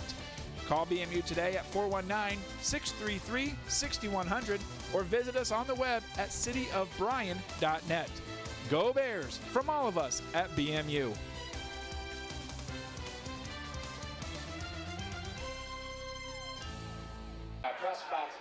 Back here on the Golden Bear Sports Network at halftime, 7-0 Archbold on top. Chris Malenga and Jim Funderburg. And Jim, Bears played pretty good defense, a little bit of difference look in the offense as well. Yeah, I thought, all in all, they played pretty well in that first half, Chris. I think two backs in the backfield, I think, was something they have not shown all year long, and they've got had some success with their running game in that first half. Defense played pretty well, but they did allow Archbold to drive a couple times. Archbold had some big penalties. I mean, an offensive interference. 40-yard penalties. Yeah, that offensive interference call that would have been a second touchdown for them. Their very first drive, they got deep in Bryan territory, had a penalty that brought them back out. The drive stalled. They turned it over on down. So, very easily could be 21-0, but thankfully it's only 7-0 right now. And the Bears ought to be a little bit happy about what's going on at this point, and hopefully here in the second half they'll be able to capitalize. Now, the one thing that does worry just a tad is that Bears do give the ball up to Archbold right away, and I think the first thing that they need to do is be able to get off the field with this game still 7-0. Yeah, absolutely, and that was the problem last week against Wauseon. Played them pretty good. It was 14-7 at the half, and all of a sudden it was a blowout. Yep, turned into a real bad second half of football that actually ended up with a running clock before it was all over and done with. Ball game being brought to you tonight by newcomer Schaefer, Spangler, and Brininger, by Amerimaid Realty, American Family Insurance, Starks Heating and Cooling, Steel Supply, Fair Auto Repair, Bryan Ford, Northwest State Community College, Andrews O'Neill and Lowe, Creel Funeral Home and Crematory, the Athletic Boosters here at the Bryan School System, Darashirky Ford, Oberlin Turnbull, and Bryan Municipal Utilities, our streaming partners to send this ball game out to you tonight, whether you're listening to it on bryansports.com, Q96.5 FM, or if you're on the Q's alternative pages, whether you grab them up on their website or you do it with TuneIn or another app like that on your telephone. Christopher, where's the rest of the league and the rest of the area teams stand here at halftime? Well, at the half, it's Hicksville over Fairview, 14-0. Evergreen up on Delta, 12-zip. 14-14, Kenton and Van Wert all knotted up. Wauseon on top of Liberty Center, 21-14. That's in the second. Patrick Henry over Swanton, 16-13. It is Wayne Trace over Ayersville, 14-0. Macomb over Lipsick, 15-14. Holgate and Antwerp are scoreless in the second quarter. Montpelier down to Ottawa Hills 14-0. It's Woodward over Bowser 14-3. That's in the second quarter. Ottawa Glandorf over Shawnee 21-6. It is Pandora Gilboa all over Van Loo 41-0 at the half. Bowling Green over Perrysburg 31-7. It is Delphus Jefferson 36-0 over Paulding. No score reported for Cardinal Stritch and Eden. If you've got that one, shoot it out to us at BryanSportsCom on Twitter. Edgerton and Tenora are tied 14 at the half. It is Hilltop and Toledo Christian, also no score for that one. So if you have that one, also send that one out to us as well at BryanSportsCom, and we will get it on the air. Salina over Defiance 28-0 at the half. Ada over Columbus Grove 30-0. That's in the second quarter.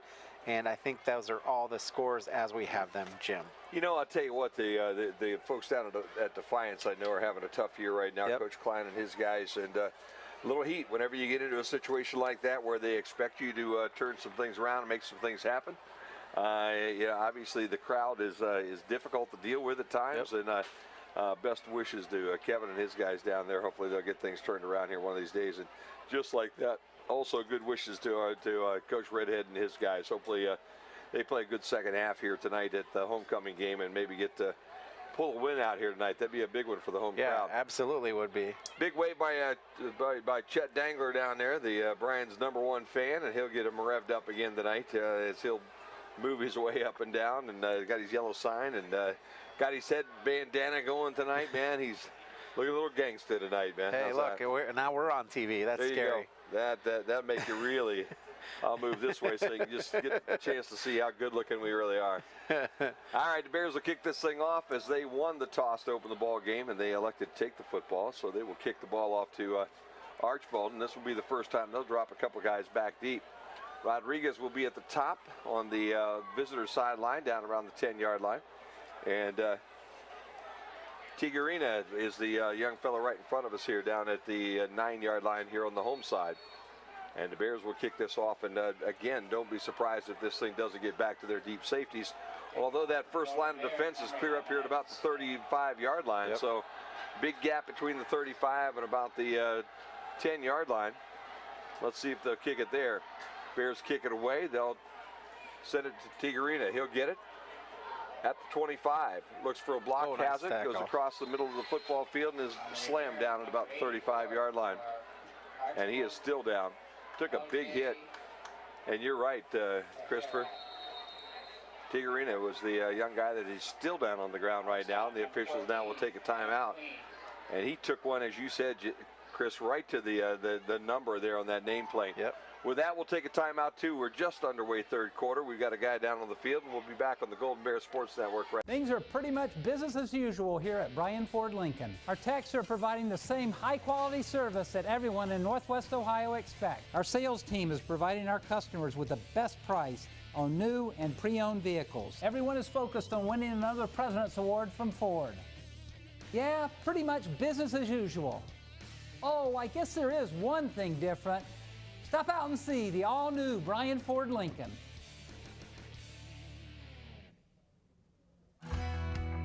Looking for career opportunities? They're closer than you think. Northwest State has more than 70 degree and certificate programs, so you can start on the path to a rewarding career or transfer your credits toward a bachelor's degree. Your future is knocking. What are you waiting for? Opportunities await at Northwest State Community College.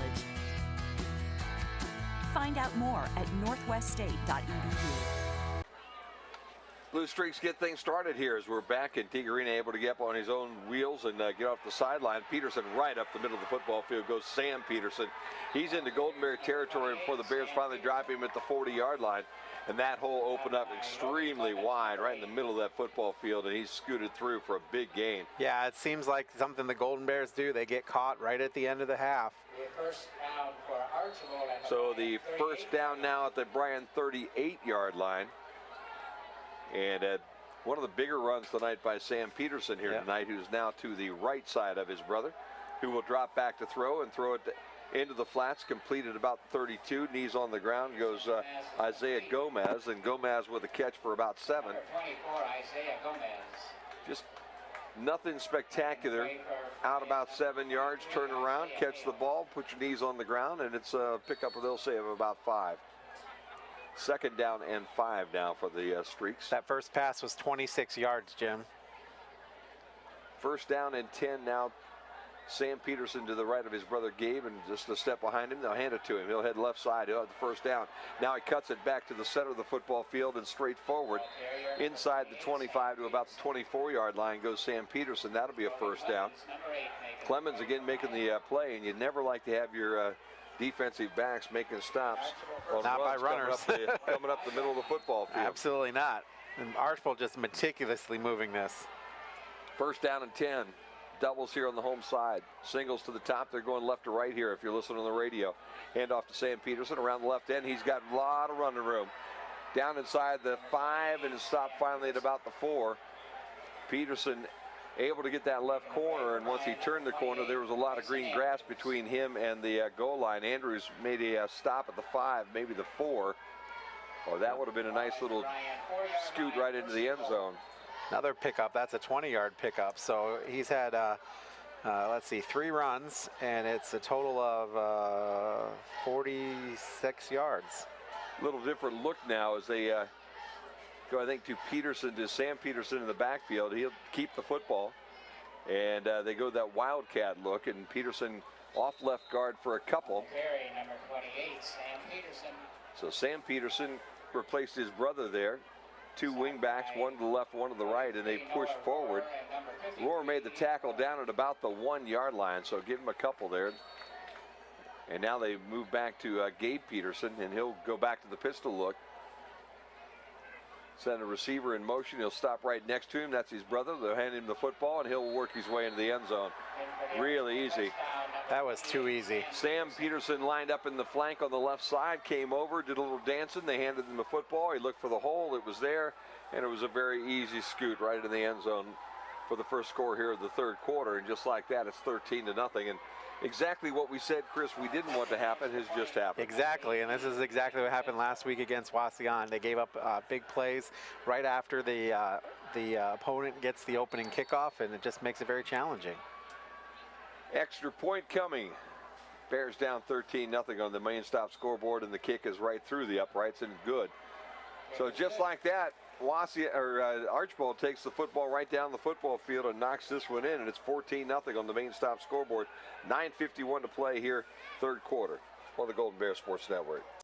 An insurance policy is essentially a promise to pay for covered losses that occur to your assets. At Andrews O'Neill & Lowe, we take this promise seriously, from the minute you accept the policy to the moment the loss occurs and beyond. That's why we place your auto, home, or business insurance with an experienced carrier like the Central Mutual Insurance Company. Our expertise, matched with Central's quality products and service, provide you protection, security, and peace of mind. Andrews O'Neill & Lowe is your local Central agent. Call us today at 419-636-5050.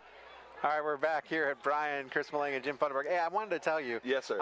Last week I was complaining about the clock still running after we got it below 35. It's actually 30 that it runs, so that's why it did. So just want to correct my issue there. I thought it was 35, but I guess it's 30. That made all the sense in the world when that clock kept running in and up. Yep.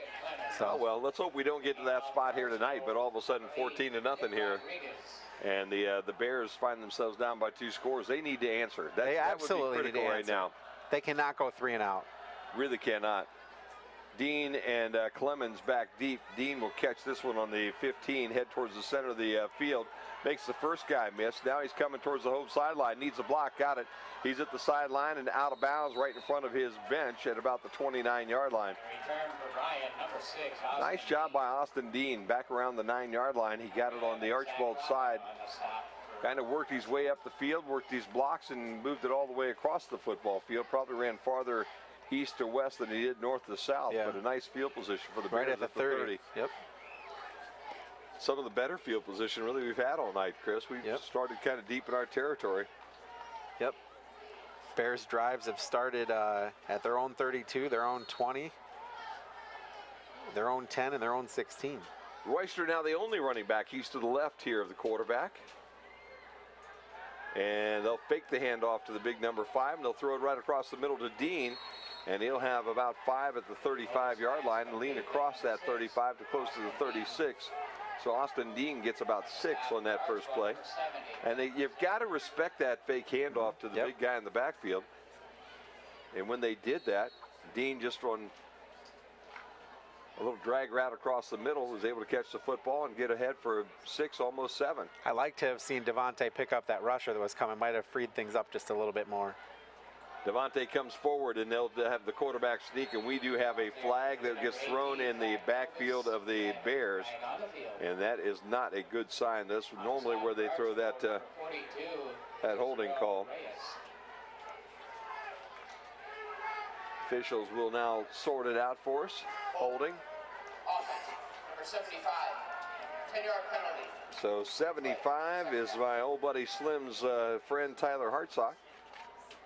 And Hartsock gets nailed for the holding call, which is going to march this football back to about the 25-yard line. And instead of this being third down and short, it'll be second down and long, as it's now second and about 15. Doubles to the top, doubles to the bottom. Again, Royster the only running back. He's to the left of the quarterback, who's in the pistol at the 20. 8:51 to play here in the third quarter. Snap goes right back to the quarterback, and we've got a sack back around the 15-yard line with another flag on the ground. Nobis goes down.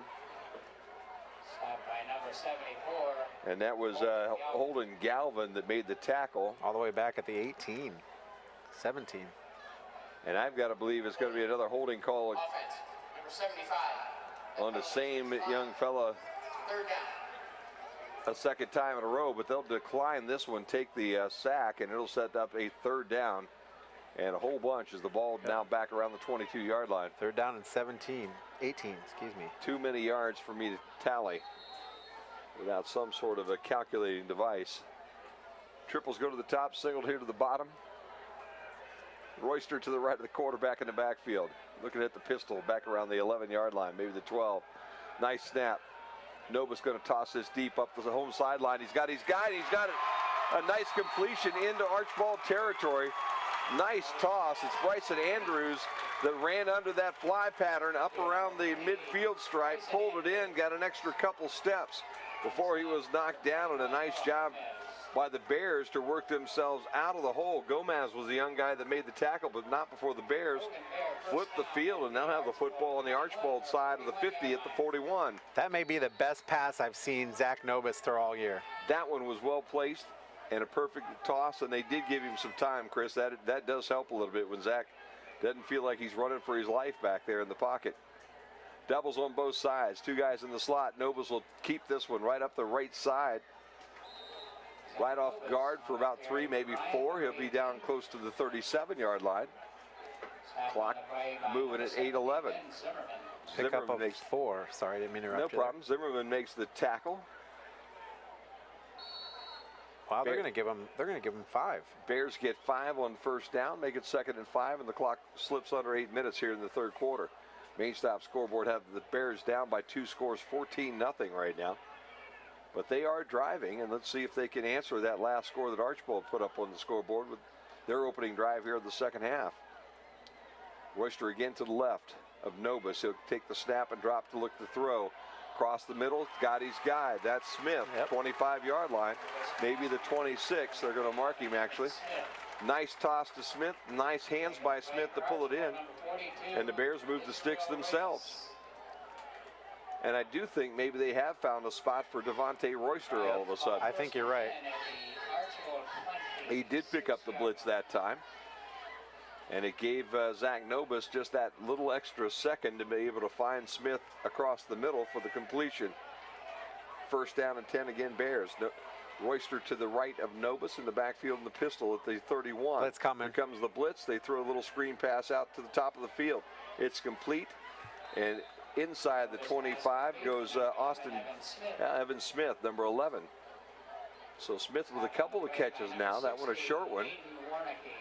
Warnicki makes the tackle, give him 3 on the catch, 2nd down and 7. Good to see the Bears answering. They need to come up with some points here, Chris. They do. 7 would be nice. 7 would be dandy to keep us in this ball game and keep the homecoming crowd happy here tonight, I think. Triples here in front of us. Single receiver to the top. Royster to the left of his quarterback, and the pistol look at the 29-yard line. Here comes the blitz again. But before everything happens, we have a procedure call against the Bears. As they saw the blitz coming, and I think the interior of that line flinched just a little bit. So instead of second down and about Dead 8. ball. False start. 51. Offense. Turn it 5-yard around penalty. to second down and 13. And the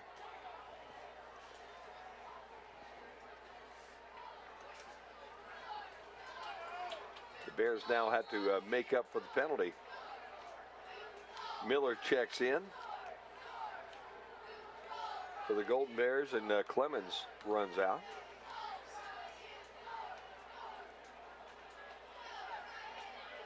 Smith and Dean will go to the top on the short side of the field, which is the visitor sideline. Back to that double back look out now.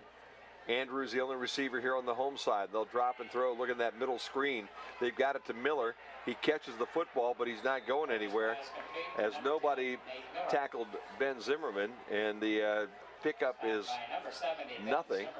And Zimmerman did a nice job sniffing out that screen, getting right in the middle of it.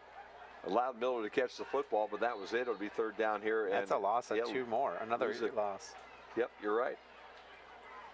Now 3rd and 14.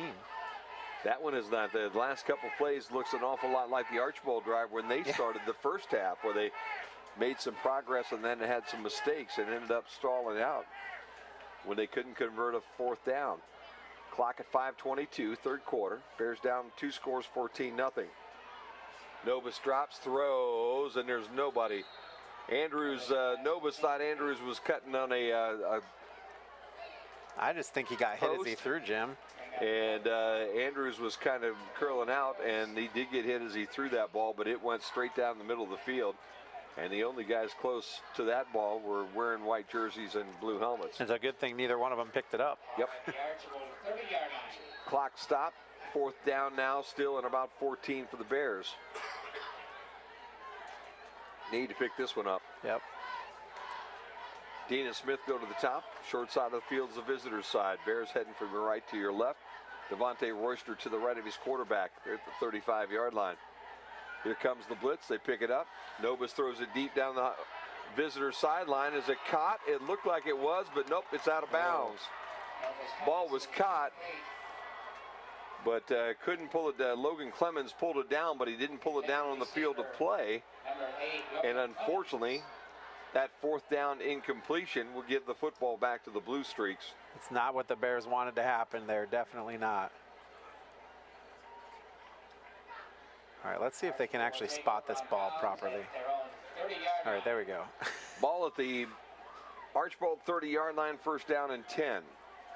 Clock at 5:09 here, 3rd quarter, and the Streaks up 14-0 here in this NWOAL game here at homecoming at Golden Bear Stadium. Handoff goes to Peterson. Peterson slips as he slides off left tackle for about 3. The ground is definitely the friend of the Golden Bears right there. Actually got almost 5, more with the tackle, but he got exactly 5, Jim. Put him right at the 35-yard line. For 2nd down now and 5. Peterson probably approaching 100 yards now, Chris. Peterson has 107. That's what I was thinking. He had to be somewhere in that triple-digit number. At that last drive, he had a couple of 20-plus yard runs. He did. Guineas to the right. They'll fake the handoff, and Peterson will carry this football right up the middle of the field. That's Gabe that time. Not saying Gabe, the quarterback, and a late flag in the middle of the pile, and some pointing towards guys in purple shirts from guys in striped shirts. Looks like this one's heading against the Bears. That's the last thing the Bears really needed right there. Short pickup with maybe some unsportsmanlike after the play. That's going to kill him. Penalties have just been. Dead ball. Personal foul. Defense, 15-yard penalty. Yardage results, first down. Man, cannot do that. Not only is it a first down, it also moves the football into Golden Bear territory as we cross the 50 to the 48-yard line with 4:18 to play here in the third quarter. And it will be first down and 10. The first down for Archbold at the Bryan 48-yard line. Peterson brothers in the pistol look again with Gabe at the quarterback on the left-hand side and his brother Sam to his right. They'll roll towards the home sideline. Gabe looking to throw. Knocked away. Knocked away by Winsler. Nice Peterson's job. That was great by incomplete. Winsler. Step in front of Gavin Grimm and knock Intended that ball for number away. 27, Josh Riker. 27 instead, I Broken guess. up on the play by Spencer Winsler, number 2. I think Shue needs to go to my eye doctor now. I think that was 22. But that's okay. Most of the time, Shue's all over him, and I'm the guy that's got the wrong number. But I think you got him on that one, Chris. How's I think that? you're right. I'm going to blame it on a spotter. We'll blame it on the spotter, whoever that might be. Second down and 10. Archbold with doubles to the top and a single right in front of us. And again, that's Grimm 22 right in front of us. They'll hand the ball to Sam Peterson. He'll cut off left guard. He'll Number have room. 28. 45-yard line and sneaks that ball right across there to about Tackled the by 44-yard Ian Moore, line. number 53. Moore with a nice tackle. Third down now and about 6, maybe short. 6. Yeah, well, 6 when they stop in it, huh? Pretty much right on the nose. Yep. Clock at 3:41 and moving. Archbold would like to keep the ball and keep this drive alive with a first down here. Bears would like to get that football back. Low snap. Peterson picks it up and he goes around left end, breaks a tackle up the sideline. Here he goes, 20, 15, 10, 5, and he'll Ball carriers make number it look 10, pretty easy. Gabe Peterson in Got for around the that Archbold touchdown. left corner and up the Archbold sideline. And boy, I don't know how well that was blocked, but there were no purple shirts around him. It was just like he was running through an imaginary tunnel over there and nobody could The get extra to him. point, number 18. It was well Hayden blocked right at the Betzel. line of scrimmage, and once he got past the line of scrimmage, there was a whole bunch of green grass in front of him. 20-0 right now with the extra point coming. And a nice job there by the Blue Streaks to be able to cash that one in.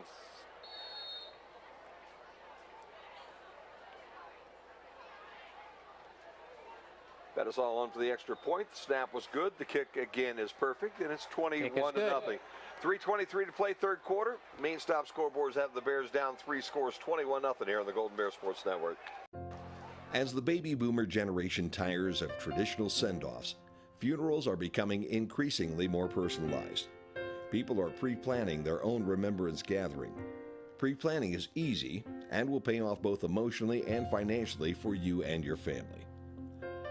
Plus allows you more control over your last hurrah. At Krill Funeral Service, we're not just funeral directors. We are experts at helping hearts heal. They say there is strength in numbers. In Bryan, we have always taken pride in supporting our Golden Bear student athletes in all of their sporting endeavors. The Bryan Athletic Boosters now have a chance for you to get into the game. If you're Bryan proud, it's time to become Bryan strong. Whether you were a BHS athlete, are raising a BHS athlete, or just love supporting our Bryan High School athlete, this is your chance to be part of the BHS sporting community. Talk to any board member today on how easy it is to join, or contact us at 419-636-4536. And we're back here. Austin Dean deep along with Logan Clemens as Rodriguez puts a foot into this one. It'll be Dean that'll scoop it up on the visitor's sideline down around the 14.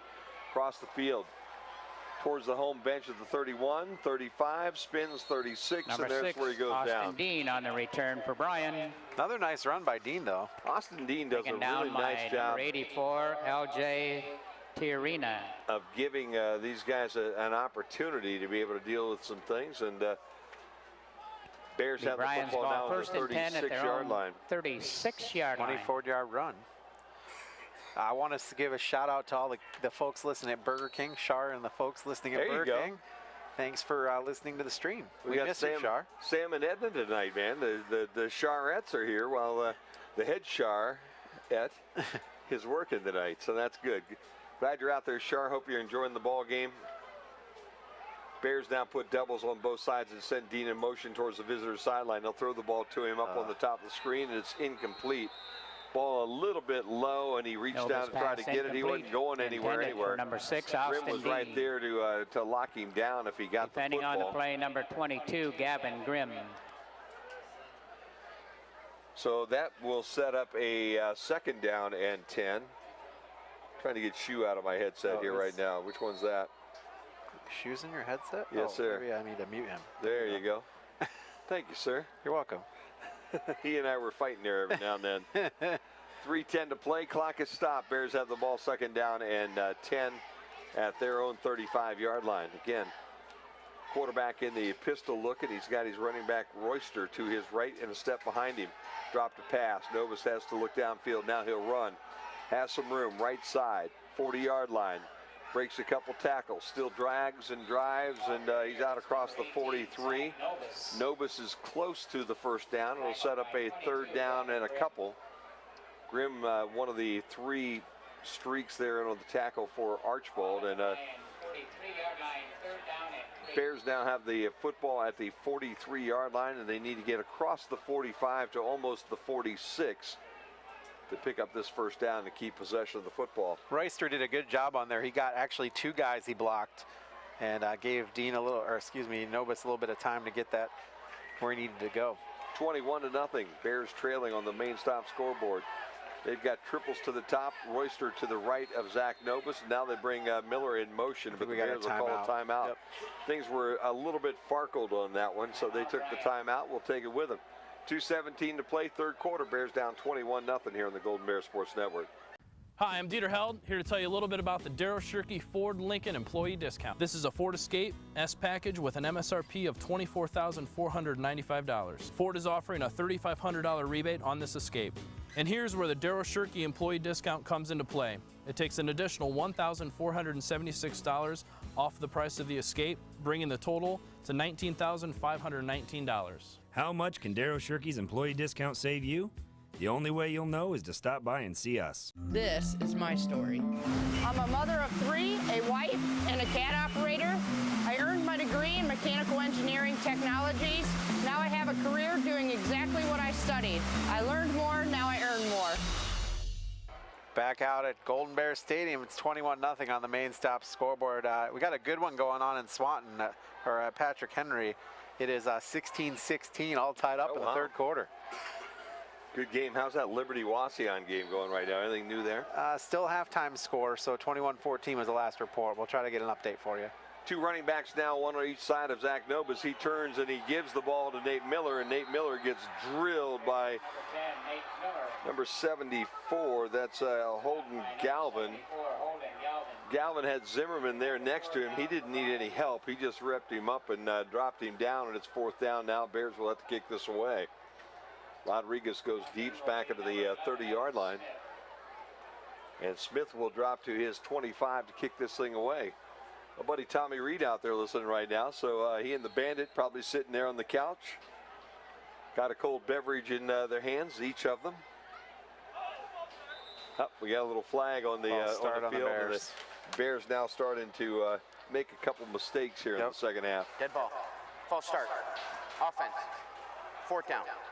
After a really good first half of play, a very solid effort by the Bears, which found them only down 7-0 on a late score by Archbold right before the half. Bears have had a few difficulties here in the third quarter, and they find themselves down 21 points now. Just like last week, it was, close at halftime, and then boom. Smith drills this one. Rodriguez takes a step back, grabs it at the 35-yard line, makes the first guy miss. Then there's just too many Golden Bears waiting on him at about the 38-yard line. And he is dropped right there at about the 38-yard line. So it'll be first down and 10 as Spencer Winsler and friends down there on the stop. And the Bears now bring their defense back out on the football field. And Archbold's offense has been pretty successful to open up the second half, Chris. Yes, it has been. Minute and 20 to play, third quarter. Both the Petersons in the backfield in that pistol look. Sam to the right of brother Zach. Triples here in front of us, and the Bryan's Bears will take another timeout. That's 2 of them. Dean was not on the field. He was coming in late. So they had 10 guys on the football field, unfortunately. And unfortunately, against Archbold, you need all 11. Yeah, you do. 10 gets you a lot of trouble on a Friday night. Let's see if we got any third quarter scores, Jim. Kenton over Van Wert, 22-20. Montpelier now losing big time to Ottawa Hills, 38-zip. Wayne Trace over Ayersville, 28-0. Ottawa Glandorf over Shawnee, 23-6. Van Loo down to Pandora Gilboa in the fourth quarter, 48-zip. Eden over Cardinal Stritch at the half, 36-22. Got a Liberty up 24-21 now. There you go. From my right-hand side here, from the Archbold side of the football field. See, they are good for something. You bring them in here, they do help you with something. Past that, they're you know, if you're a Bears fan, you're not real happy seeing that 21-0 score up there on the scoreboard, but doggone it, they're good for a score when you need one. 24-21, Liberty on top of Wauseon now as they've battled their way back in. That's a 10-point swing. Peterson in the backfield here for Archbold. Triples to the top. They'll bring a guy in motion. He'll turn and fake the handoff to Sam Peterson. Gabe will keep that, and he just powers his way ahead over that left guard and tackle slot right up the hash mark to about the 45-yard line. So give him 7 on the carry. Make it second down at about 3, and a nice job by Potvin to stop him. But boy, an even better job on that left side of that offensive line up there with Gavin and Garricky. Sounds like a law firm, Peterson and Peterson. Yeah, it does, doesn't it, huh? Peterson, Galveston, and Galvin and Garricky there. How's that? They can start their own law firm. Don't get in an injury accident out here in the parking lot tonight. Right. The late handoff goes to Sam Peterson, who gets a yard, maybe 2. That was a good stop by the Bryan Golden Bears. Down by Dominic James, number 30. Dom James comes up. Basically, they'll give him about a yard. But it does set up a 3rd down and 1. And the Bears defense now needs to really find a way to keep from allowing that yard to be accomplished here. They're still on the Archbold side of the 50 at the 47-yard line. Down under 10 seconds to play in the third quarter. They'll get the snap off. Peterson goes forward, and with leg drive, he'll get the first down. He got hit just before that line of scrimmage, but he lowered that shoulder and drove those legs, and he got the first down, and that will end the quarter with 9/10 of a second to play. And the ball will be set at the 49-yard line of Archbold as we step away here in the third quarter. 0-0 on the game clock. 3 quarters in the books, and the Bears trail the Streaks 21-0 here on the Golden Bear Sports Network. It's been said a million times, there's nothing in the world more important than family. We understand that at Oberlin Turnbull Funeral Home and Crematory. Our entire staff is like family to us. They are some of the most caring, thoughtful, and dedicated people in our industry. In fact, our newest members are part of my family. When the time comes for your family to say goodbye, remember our family, Oberlin Turnbull Funeral Home and Crematory, in Bryan, Sherwood, West Unity, and Hamilton. Tonight's broadcast of Golden Bear Sports is proudly streamed by BMU Cable and High-Speed Internet. BMU is your hometown local provider for digital HD cable and high-speed internet. Call BMU today at 419-633-6100 or visit us on the web at cityofbryan.net. Go Bears from all of us at BMU.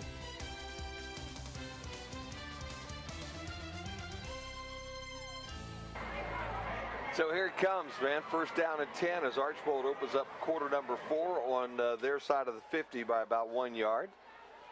Peterson in a quarterback. He'll fake the handoff and drop the throw. Looking for it all. Good pressure from the backside, but he gets the ball off and relatively on target.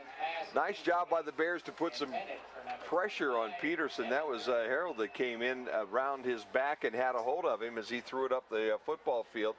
And still was pretty close. I'm trying to figure out if he was going to the short guy or the far guy. It looked like he was going for the deep guy, and the near guy put his hand out and it tipped off his hand.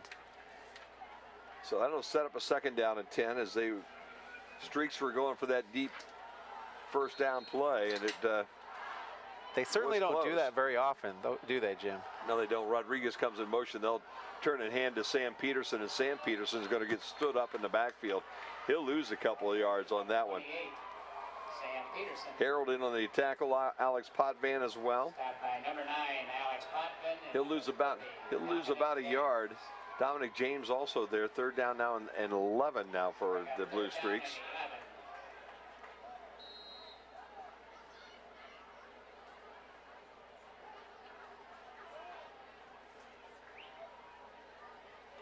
.21 zip and 11:19 to play. You're running out of time if you want to get back into this thing. You're going to have to make some stops, and you need to start right here. Third down and 11. Peterson drops straight back, going to throw a little screen pass off to his brother. He's got Sam. Sam will get to midfield, but no more. And the Bears did a nice job of wrapping him up. Spencer Winsler, one of the first guys to get there, slowed him down. He'll get back to the original line of scrimmage, move it about for another yard, but it'll be set up a 4th down and 9. And I would have to believe, well, they've got the offense on the football field. They're not taking the offense off the field. Gabe Peterson, again, that pistol look, trying to get the Bears maybe to jump off sides. And without making that happen, you kind of wonder now if they'll just, he's going to drop back and short and quick kick this thing. And that's exactly what he did.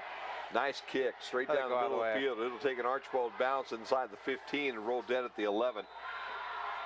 So a nice job initially to try to get that lunge forward out of that defensive front of the Golden Bears. When that didn't happen, Gabe Peterson took a couple steps backward and just punched one up the center of the fairway there, and it stopped it down at the 11-yard line.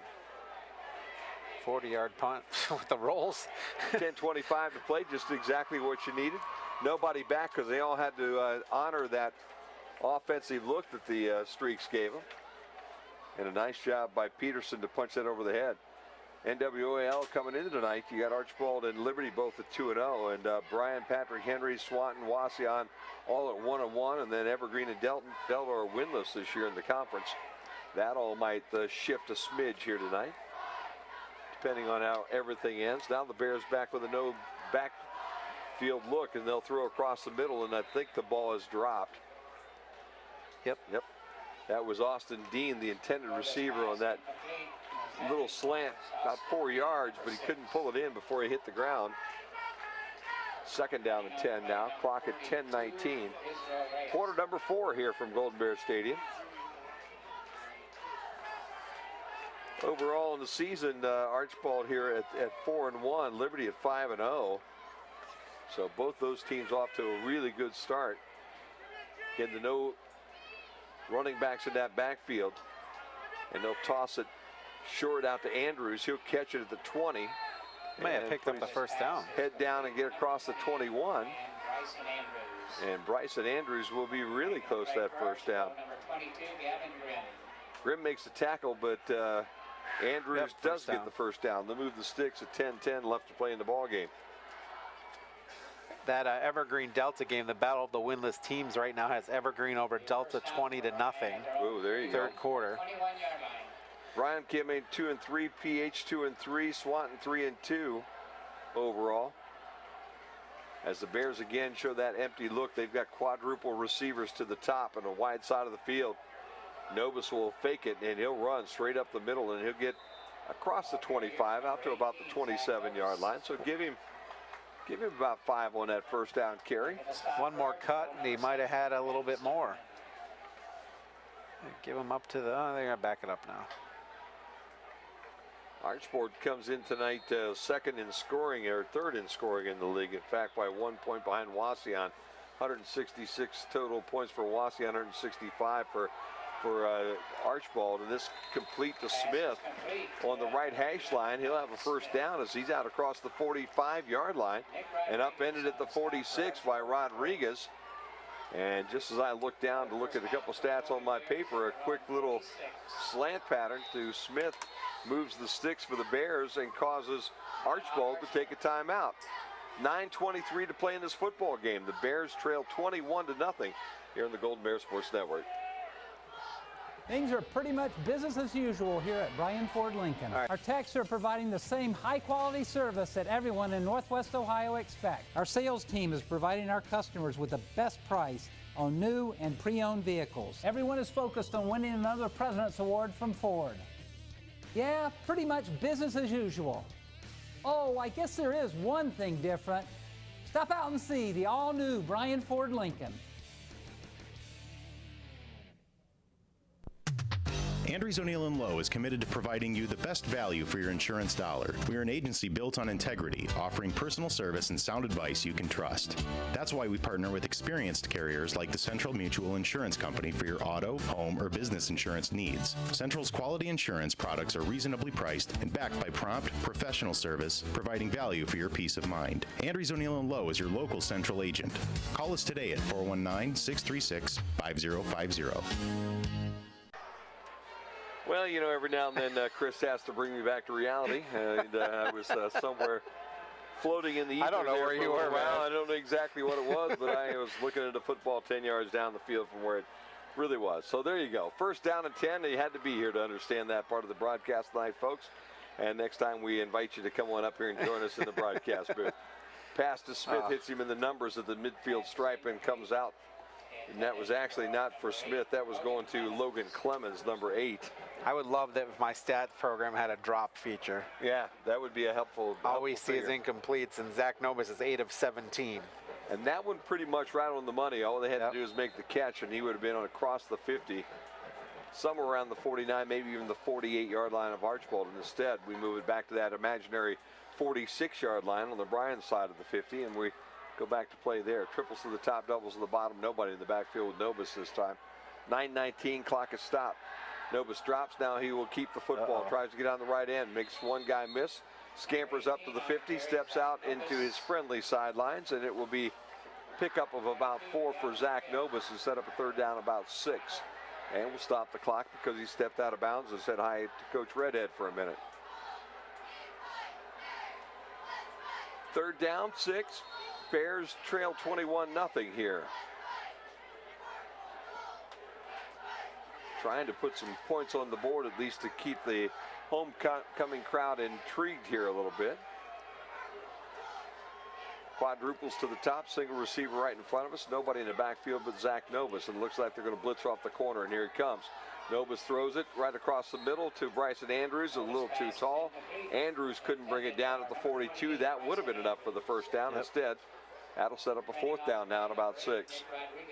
And obviously the Bears have no choice but to go after this one. Absolutely, you have to. 9:08, clock stop, fourth quarter. Bears down 3 scores, 21-0 here. Big shout out to two of the Sharettes tonight, and to Shar, who is doing that second shift work there. Yep. She in Bryan tonight, or she in Wasion? I think she's in Bryan. Bryan, okay. Well, didn't know whether she was there. Sometimes she's over there. So big Shar running the, holding down the fort here in Bryan tonight. Wish you were here, Shar. See you in a week. Bears fake the jet sweep. Nobis keeps it, spins. He'll have a first down. He's inside Archbold territory at the 44. Spun there and landed at the 43. Nice job for the Bears and Zach Nobis there to fake that jet sweep and then find a hole. Little spin move to get him to the first down marker, and it's first down and 10 now. And they'll diamond things up with 3 receivers up on the visitor side. That's the wide side of the football field. 3 defensive backs up there to watch him. Doubles here right in front of the home crowd. Nobody in the backfield, and Nobis looks to the sideline, makes his call. Drops back, throws that little screen pass up to the top of the screen. It's a little low. Smith had to go down to get it. Picked it up off the grass. Yeah, that was Dean's. You know that number when they turn up there on me, yeah, that's 11. Look at that. See, that's not a 6, is it? Yeah, maybe it is. Nah, I don't know. I think that's Smith, man. Yeah, that's 11 going to the top. But they do turn, and those numbers do kind of blend with those gold numbers on that jersey every now and then. And it's not just because I've got ancient eyes that's trying to see down that far anymore, Chris. Maybe I can get some cornea transplants next year. Nobis will take off running.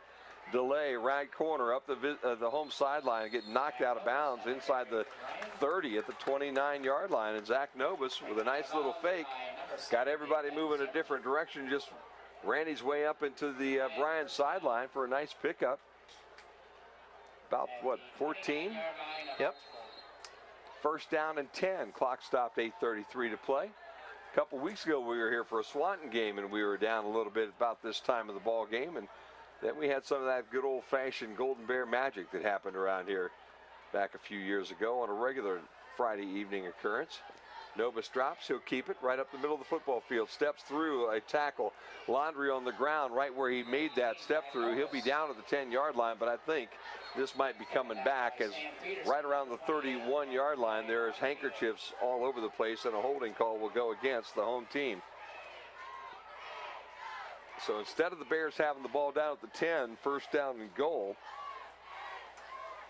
this one's coming back, and it's going to be marked off from about the 32. So offense, number 51, 10-yard penalty, first down. We will move this thing all the way back to about the 42-yard line when it's over and done with.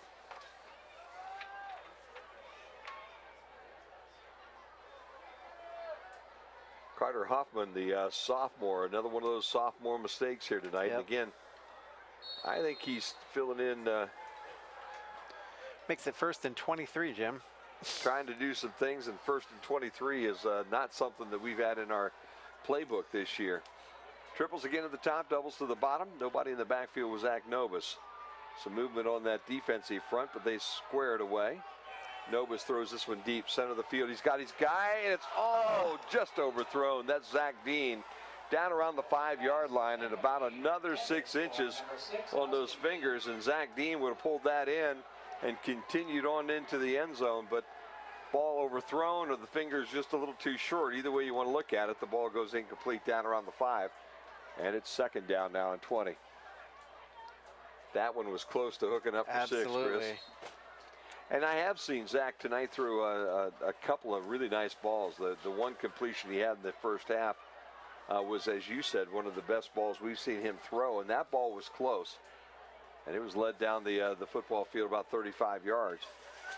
Novus drops, looks, got time, throw it across the middle, and we have an incompleted pass. Everybody in purple looking for some interference on Rodriguez down around the 25-yard line, but the officials didn't see it that way. There was contact down there on Bryson Andrews, and Andrews could not come down with a football, and it's 3rd down now and 20 for the Golden Bears, and that one could have evened things up just a little bit. Yeah, it could have, absolutely. Instead, 3rd down, whole bunch for the Bears. Clock stopped at 7:43 to play here in the 4th quarter. And the Bears down 21 points, 21-0. 4 receivers at the top, only one guy right in front of us here. The short side is the home side. They'll drop, and Novus will throw across the middle. He's got his guy completed. I think that's Miller down around the 21-yard line. And Miller really took a thump but pulled that one in. And Nate, a nice job to rip that one down. And that'll set up a 4th down and short now as Miller gets that football all the way down to the 21. Yep. Brings up 4th and 2.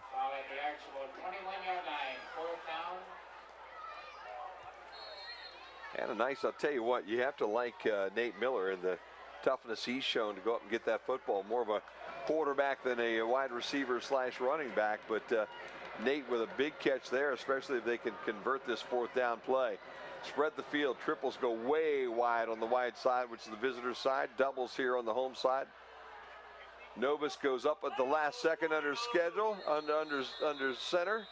And then we have a flag and a procedure call. Oh, you got to be kidding me. Against the Bears, and I believe they might have moved the football. I think the center might have moved the ball in the middle of the football field.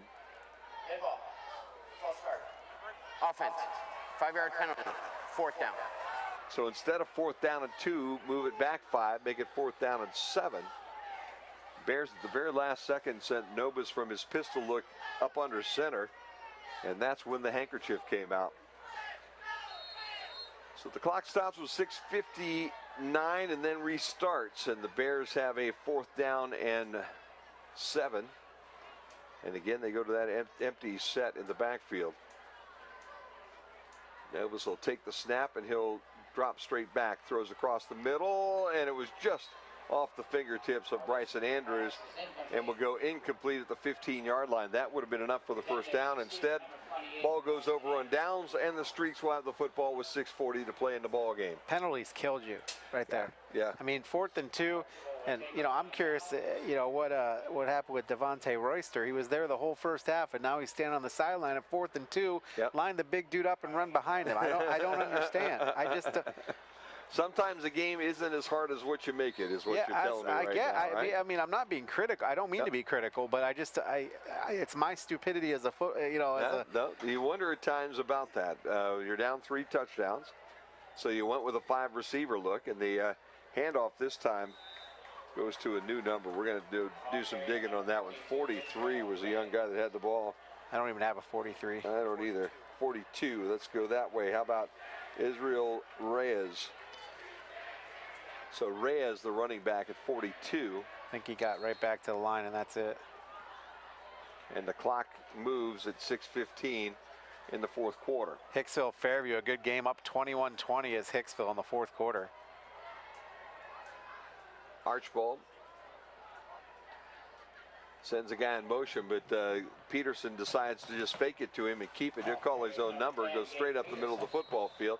He'll be close to the 34-yard line, so give him about 7 to 8 on that carry.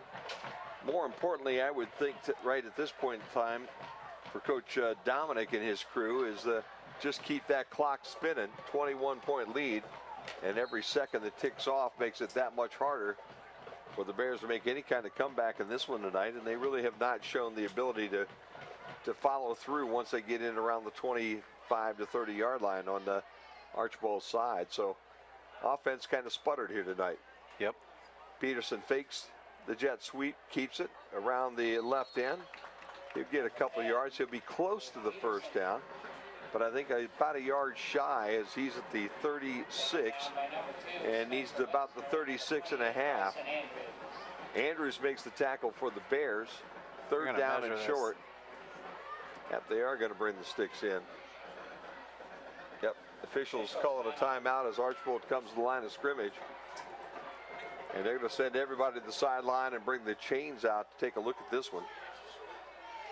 Swanton and Patrick Henry, 23 for Swanton, 22 for Patrick Henry. Wow, PH starting to storm back here tonight.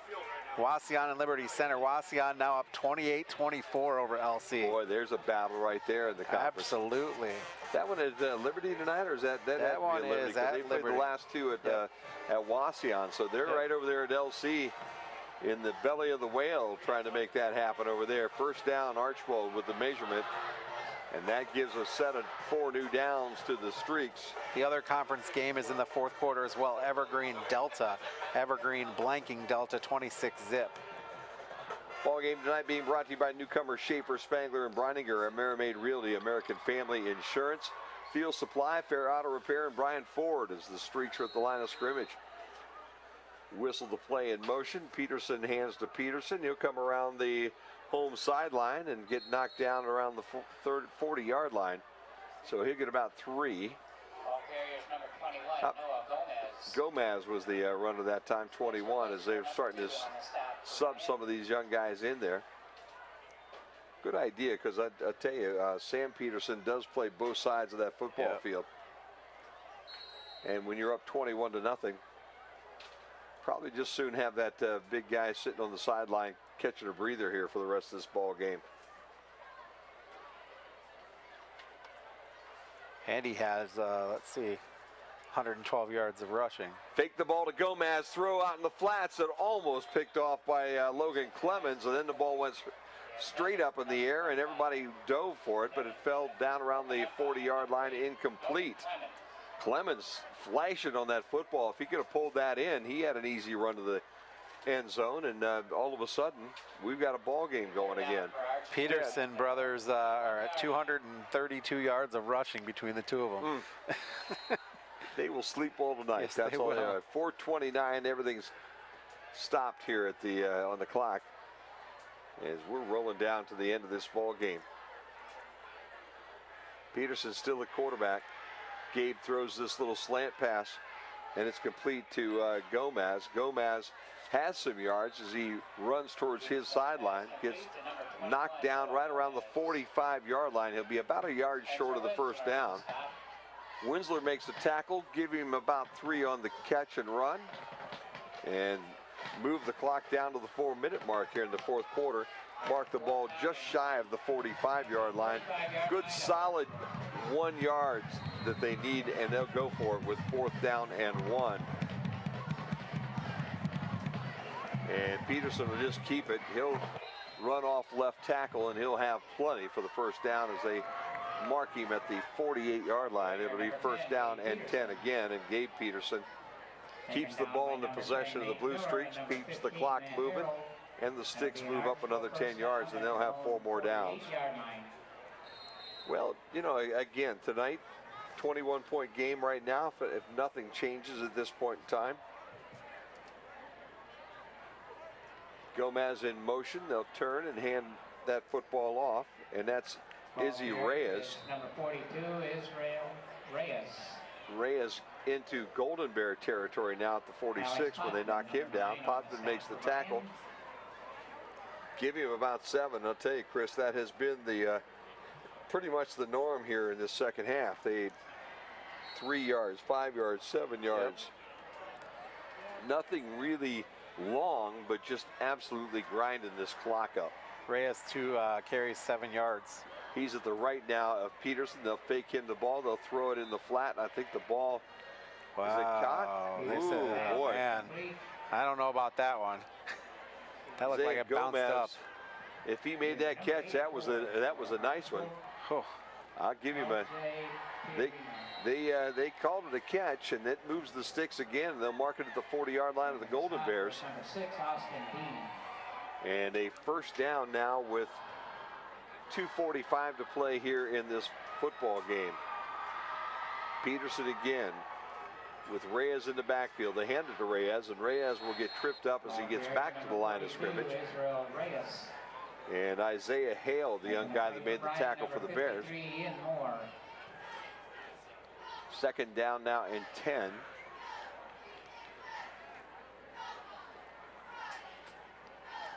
Clock rolling at 2:17, so Bears defense would like to get out of here with no more than a 21-point loss, I'm sure, tonight, so they don't need to allow anything crazy to happen here in the last 2 minutes.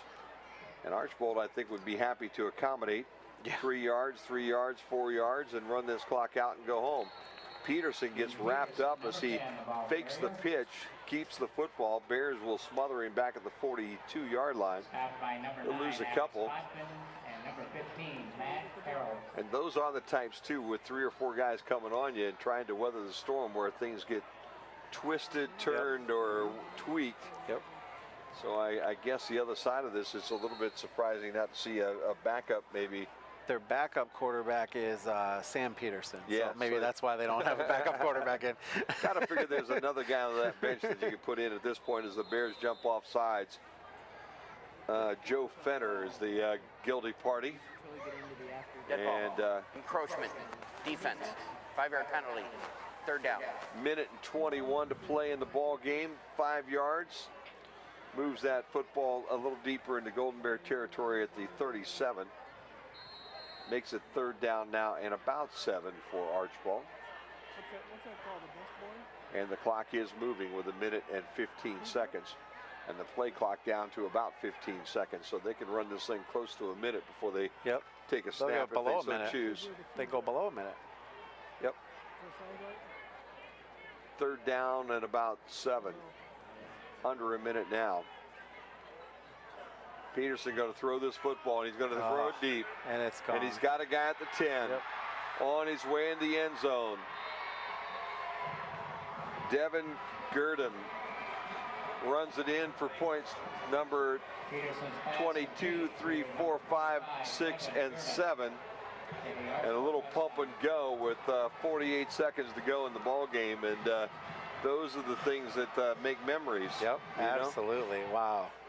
So you make your call, and Coach Dominic decided he was going for another touchdown for whatever reason, and what goes around always comes around eventually. Extra point snap coming,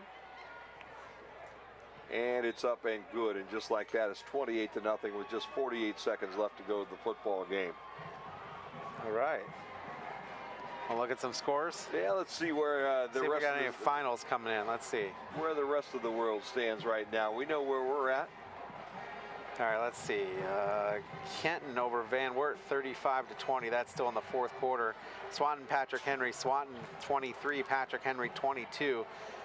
last reported from Wauseon, they're up 28-24 over Liberty Center. It's Wayne Trace over Ayersville 35-7. Ottawa Glandorf 23, Shawnee 16. Evergreen 26, Delta Zip. Bowling Green 37, Perrysburg 21. Fourth quarter, Delphus Jefferson 36, Paulding 6. Sonoran Edgerton, good game, 21-21 in the fourth quarter. Woodward over Bowser 14-3. Macomb beat Lipsick 29-14. Ottawa Hills beat Montpelier 38-7. Pandora Gilboa over Van Loo 48-0. I'm looking for the Defiance score. Ada over Columbus Grove 37-0 fourth quarter. Salina beats Defiance 42-14. Wow, Dean and Clemens back deep again. In towards the last couple plays of the game as Dean will catch it at the 19. Across the football field, he'll get caught at midway across at the 23-yard line and drop there. Clock will stop with 42 seconds left, and the Bears are down to just a play or so left before this ball game comes to a close here tonight. So the homecoming crowd will not be happy here tonight at Bryan. They will go home a loser 28-0. Obviously homecoming festivities to come this weekend. Big dance and all those kind of good things. And it's just going to be one of those nights for the Bears as they go down. Reese Beck, my buddy there, down in Miami tonight listening to us. So shout out to Reese. He's probably found a way down there to make a lot of money off that hurricane, I would think, selling ice cubes or something. Reese the kind of guy that probably right before the hurricane stored a big old block of ice, and he's down there just chipping it off at $5 a chip right now, knowing my buddy Reese. Bears drop back. They'll run out of time. The pocket will collapse on Zach Nobis. He'll be dropped at the 15-yard line. And the clock now under 30 seconds to play as we wrap things up at Golden Bear Stadium tonight. Bears going to have another tough Friday night and another long week to get ready for the Delta Panthers who will be in here next week. Ball game the Bears should be very competitive in, I would think.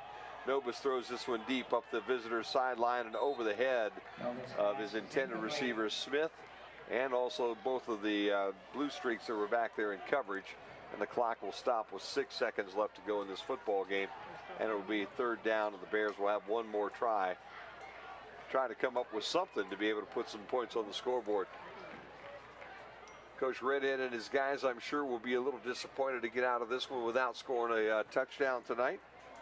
Had a couple drives that looked like they were heading somewhere, Chris, tonight, and then penalties or mistakes, drops, whatever, stalled those drives out tonight. And Archbold here in the second half, after only being up 7-0 at halftime, has done a nice job to come out and put 21 points on the board here in the second half to make it 28-0. Nobis, probably for his final time tonight, winds up. Now he will, looks like he's going to run. He will throw it. He'll complete it out to the 31, and I think that'll run it down to nothing as Logan Clemens catches the football, takes a couple steps, gets knocked out of bounds. The clock shows 0-0, and this one is over for this Friday night. And the Bears go down 28-0 on this Friday night in the NWAL. Main stop scoreboard 28 for Archbold, 0 for your Golden Bears. We'll be back to put a wrap on this one right after this timeout on the Golden Bear Sports Network. Things are pretty much business as usual here at Bryan Ford Lincoln. Our techs are providing the same high-quality service that everyone in Northwest Ohio expects. Our sales team is providing our customers with the best price on new and pre-owned vehicles. Everyone is focused on winning another President's Award from Ford. Yeah, pretty much business as usual. Oh, I guess there is one thing different. Stop out and see the all-new Bryan Ford Lincoln.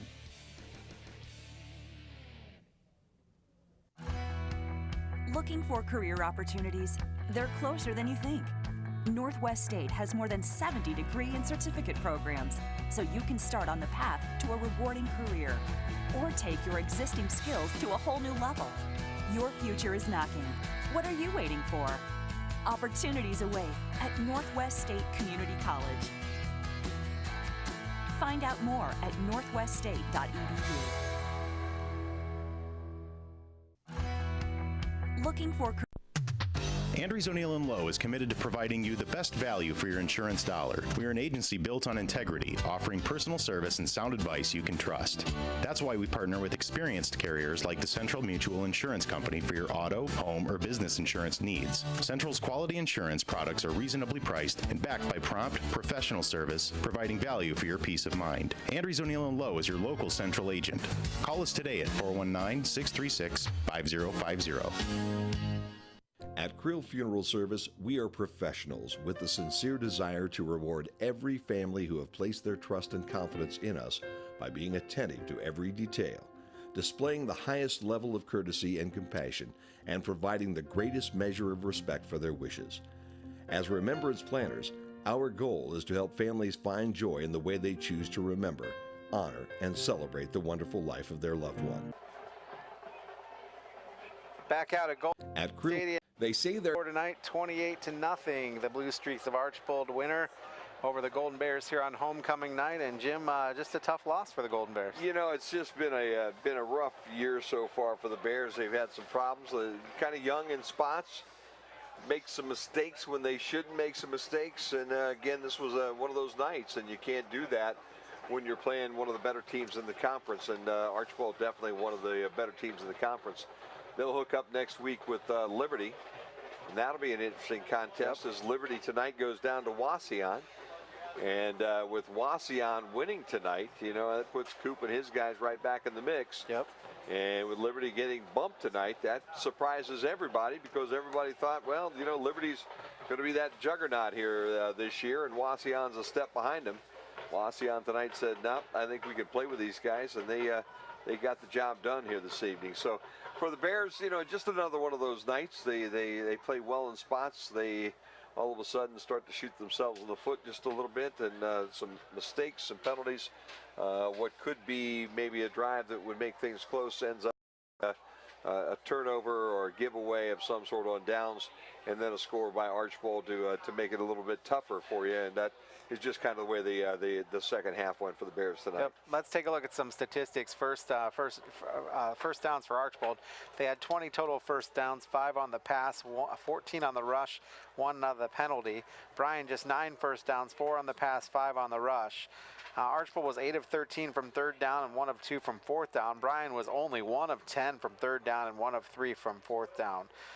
Total yards, Archbold with 342 total yards, Bryan just 210. Archbold's 98 of those yards came on the pass. Gabe Peterson was 13 of 22 for 98 yards. Bryan had 130 yards passing. It was Zach Nobis who was 10 of 25 for 130 yards. Rushing, Archbold rushed 43 times for 244 yards. Bryan 23 carries for 80 yards. Archbold averaged 5.67 yards per rush. Archbold was penalized 4 times for 40 yards. Now, just to give you a stat, Jim, at halftime, Archbold was 4 penalties, 40 yards. Bryan had 0 penalties. Bryan finished the game with 7 penalties for 55 yards. All those coming in the second half. So there you go. Bryan turned the ball over 1 time. That was an interception. Punts, Archbold punted 3 times for 109 yards. That's an average of 36.3 yards per punt. Bryan punted 4 times for 136 yards, an average of 34 yards per punt. Taking a look at some individual statistics, Gabe Peterson 13 of 22 for 98 yards and a touchdown. His long pass was 37 yards. He also had 23 carries for 125 yards. His long carry was 44 yards, and he had 2 touchdowns as well. Sam Peterson 117 touches for 112 yards. 17 carries for 112 yards. His long was 26 and a touchdown. Israel Reyes had 3 carries for 7 yards. Nick Rodriguez caught 3 balls for 23 yards. His long was 12. Noah Gomez, 3 balls for 6 yards. His long was 4. Isaiah Gomez, 2 balls for 6 yards. His long was 5. And Devin Girdham, 2 receptions for 43, including that 37-yard garbage touchdown at the end of the game with under a minute to play. Andrew Beck caught 1 ball for 5, Sam Peterson 1 ball for 1, and LJT Agina 1 ball for 14 yards. Zach Nobis, meanwhile, for the Bryan Golden Bears was 10 of 25 with 130 yards rushing. His long, 130 yards passing. His long was a 42-yard pass. Devontae Royster had 1 carry for 6 yards. Austin Dean 1 carry for 1 yard. Nate Miller 6 carries for 14 yards. Zach Nobis 14 carries for 53 yards. His long was 27. Austin Dean caught 1 ball for 6 yards. Logan Clemens 1 for 13. Nate Miller 1 for -2. Evan Smith caught 4 balls for 40 yards. 19 was his long. And Bryson Andrews, two receptions for 52 yards. His long was 42 yards. Taking a look at some final scores around the area if we want to, Jim. Sure, let's do it. A big shout out to our buddy Chet Dangler, who's down there probably listening right now to us on the sideline. He did his best tonight to try to score some points for the Bears, but couldn't get it done here tonight. So Wauseon defeats Liberty Center. I think that was 28-24 if I'm I think they said 34-24, I think was the end. 34-24 is what they were talking about over here next to us. Swanton at last report was up on Patrick Henry 23-22. Wayne Trace over Ayersville 42-7. Ottawa Glandorf over Shawnee 30-16. Cardinal Stritch, I just got this one from BB. That's still in the third quarter. Cardinal Stritch is up on Eden's up on Cardinal Stritch 50-22. That's third quarter. Wow. Let's see. Let's get any. Tenora and Edgerton's tied at 21 in the fourth quarter. Woodward over Bowser 14-3. Hicksville beats Fairview 21-20. Evergreen beats Delta 32-0. Ottawa Hills beats Montpelier 38-7. Hilltop beats Toledo Christian 46-0. And let's see, there was the Defiance score again. 42-14, Defiance goes down to defeat. So there you have it. I want to thank our sponsors before we go, Jim. Yes, sir. I'll let you do that. Tough night of football, and but we thank all these folks for helping us bring the ball game tonight. Obviously, BMU that is our backbone, makes everything go. Bryan Municipal Utilities, high-speed internet and cable. Oberlin Turnbull Funeral Home, Darryl Shirkey Ford Athletic Boosters here in Bryan.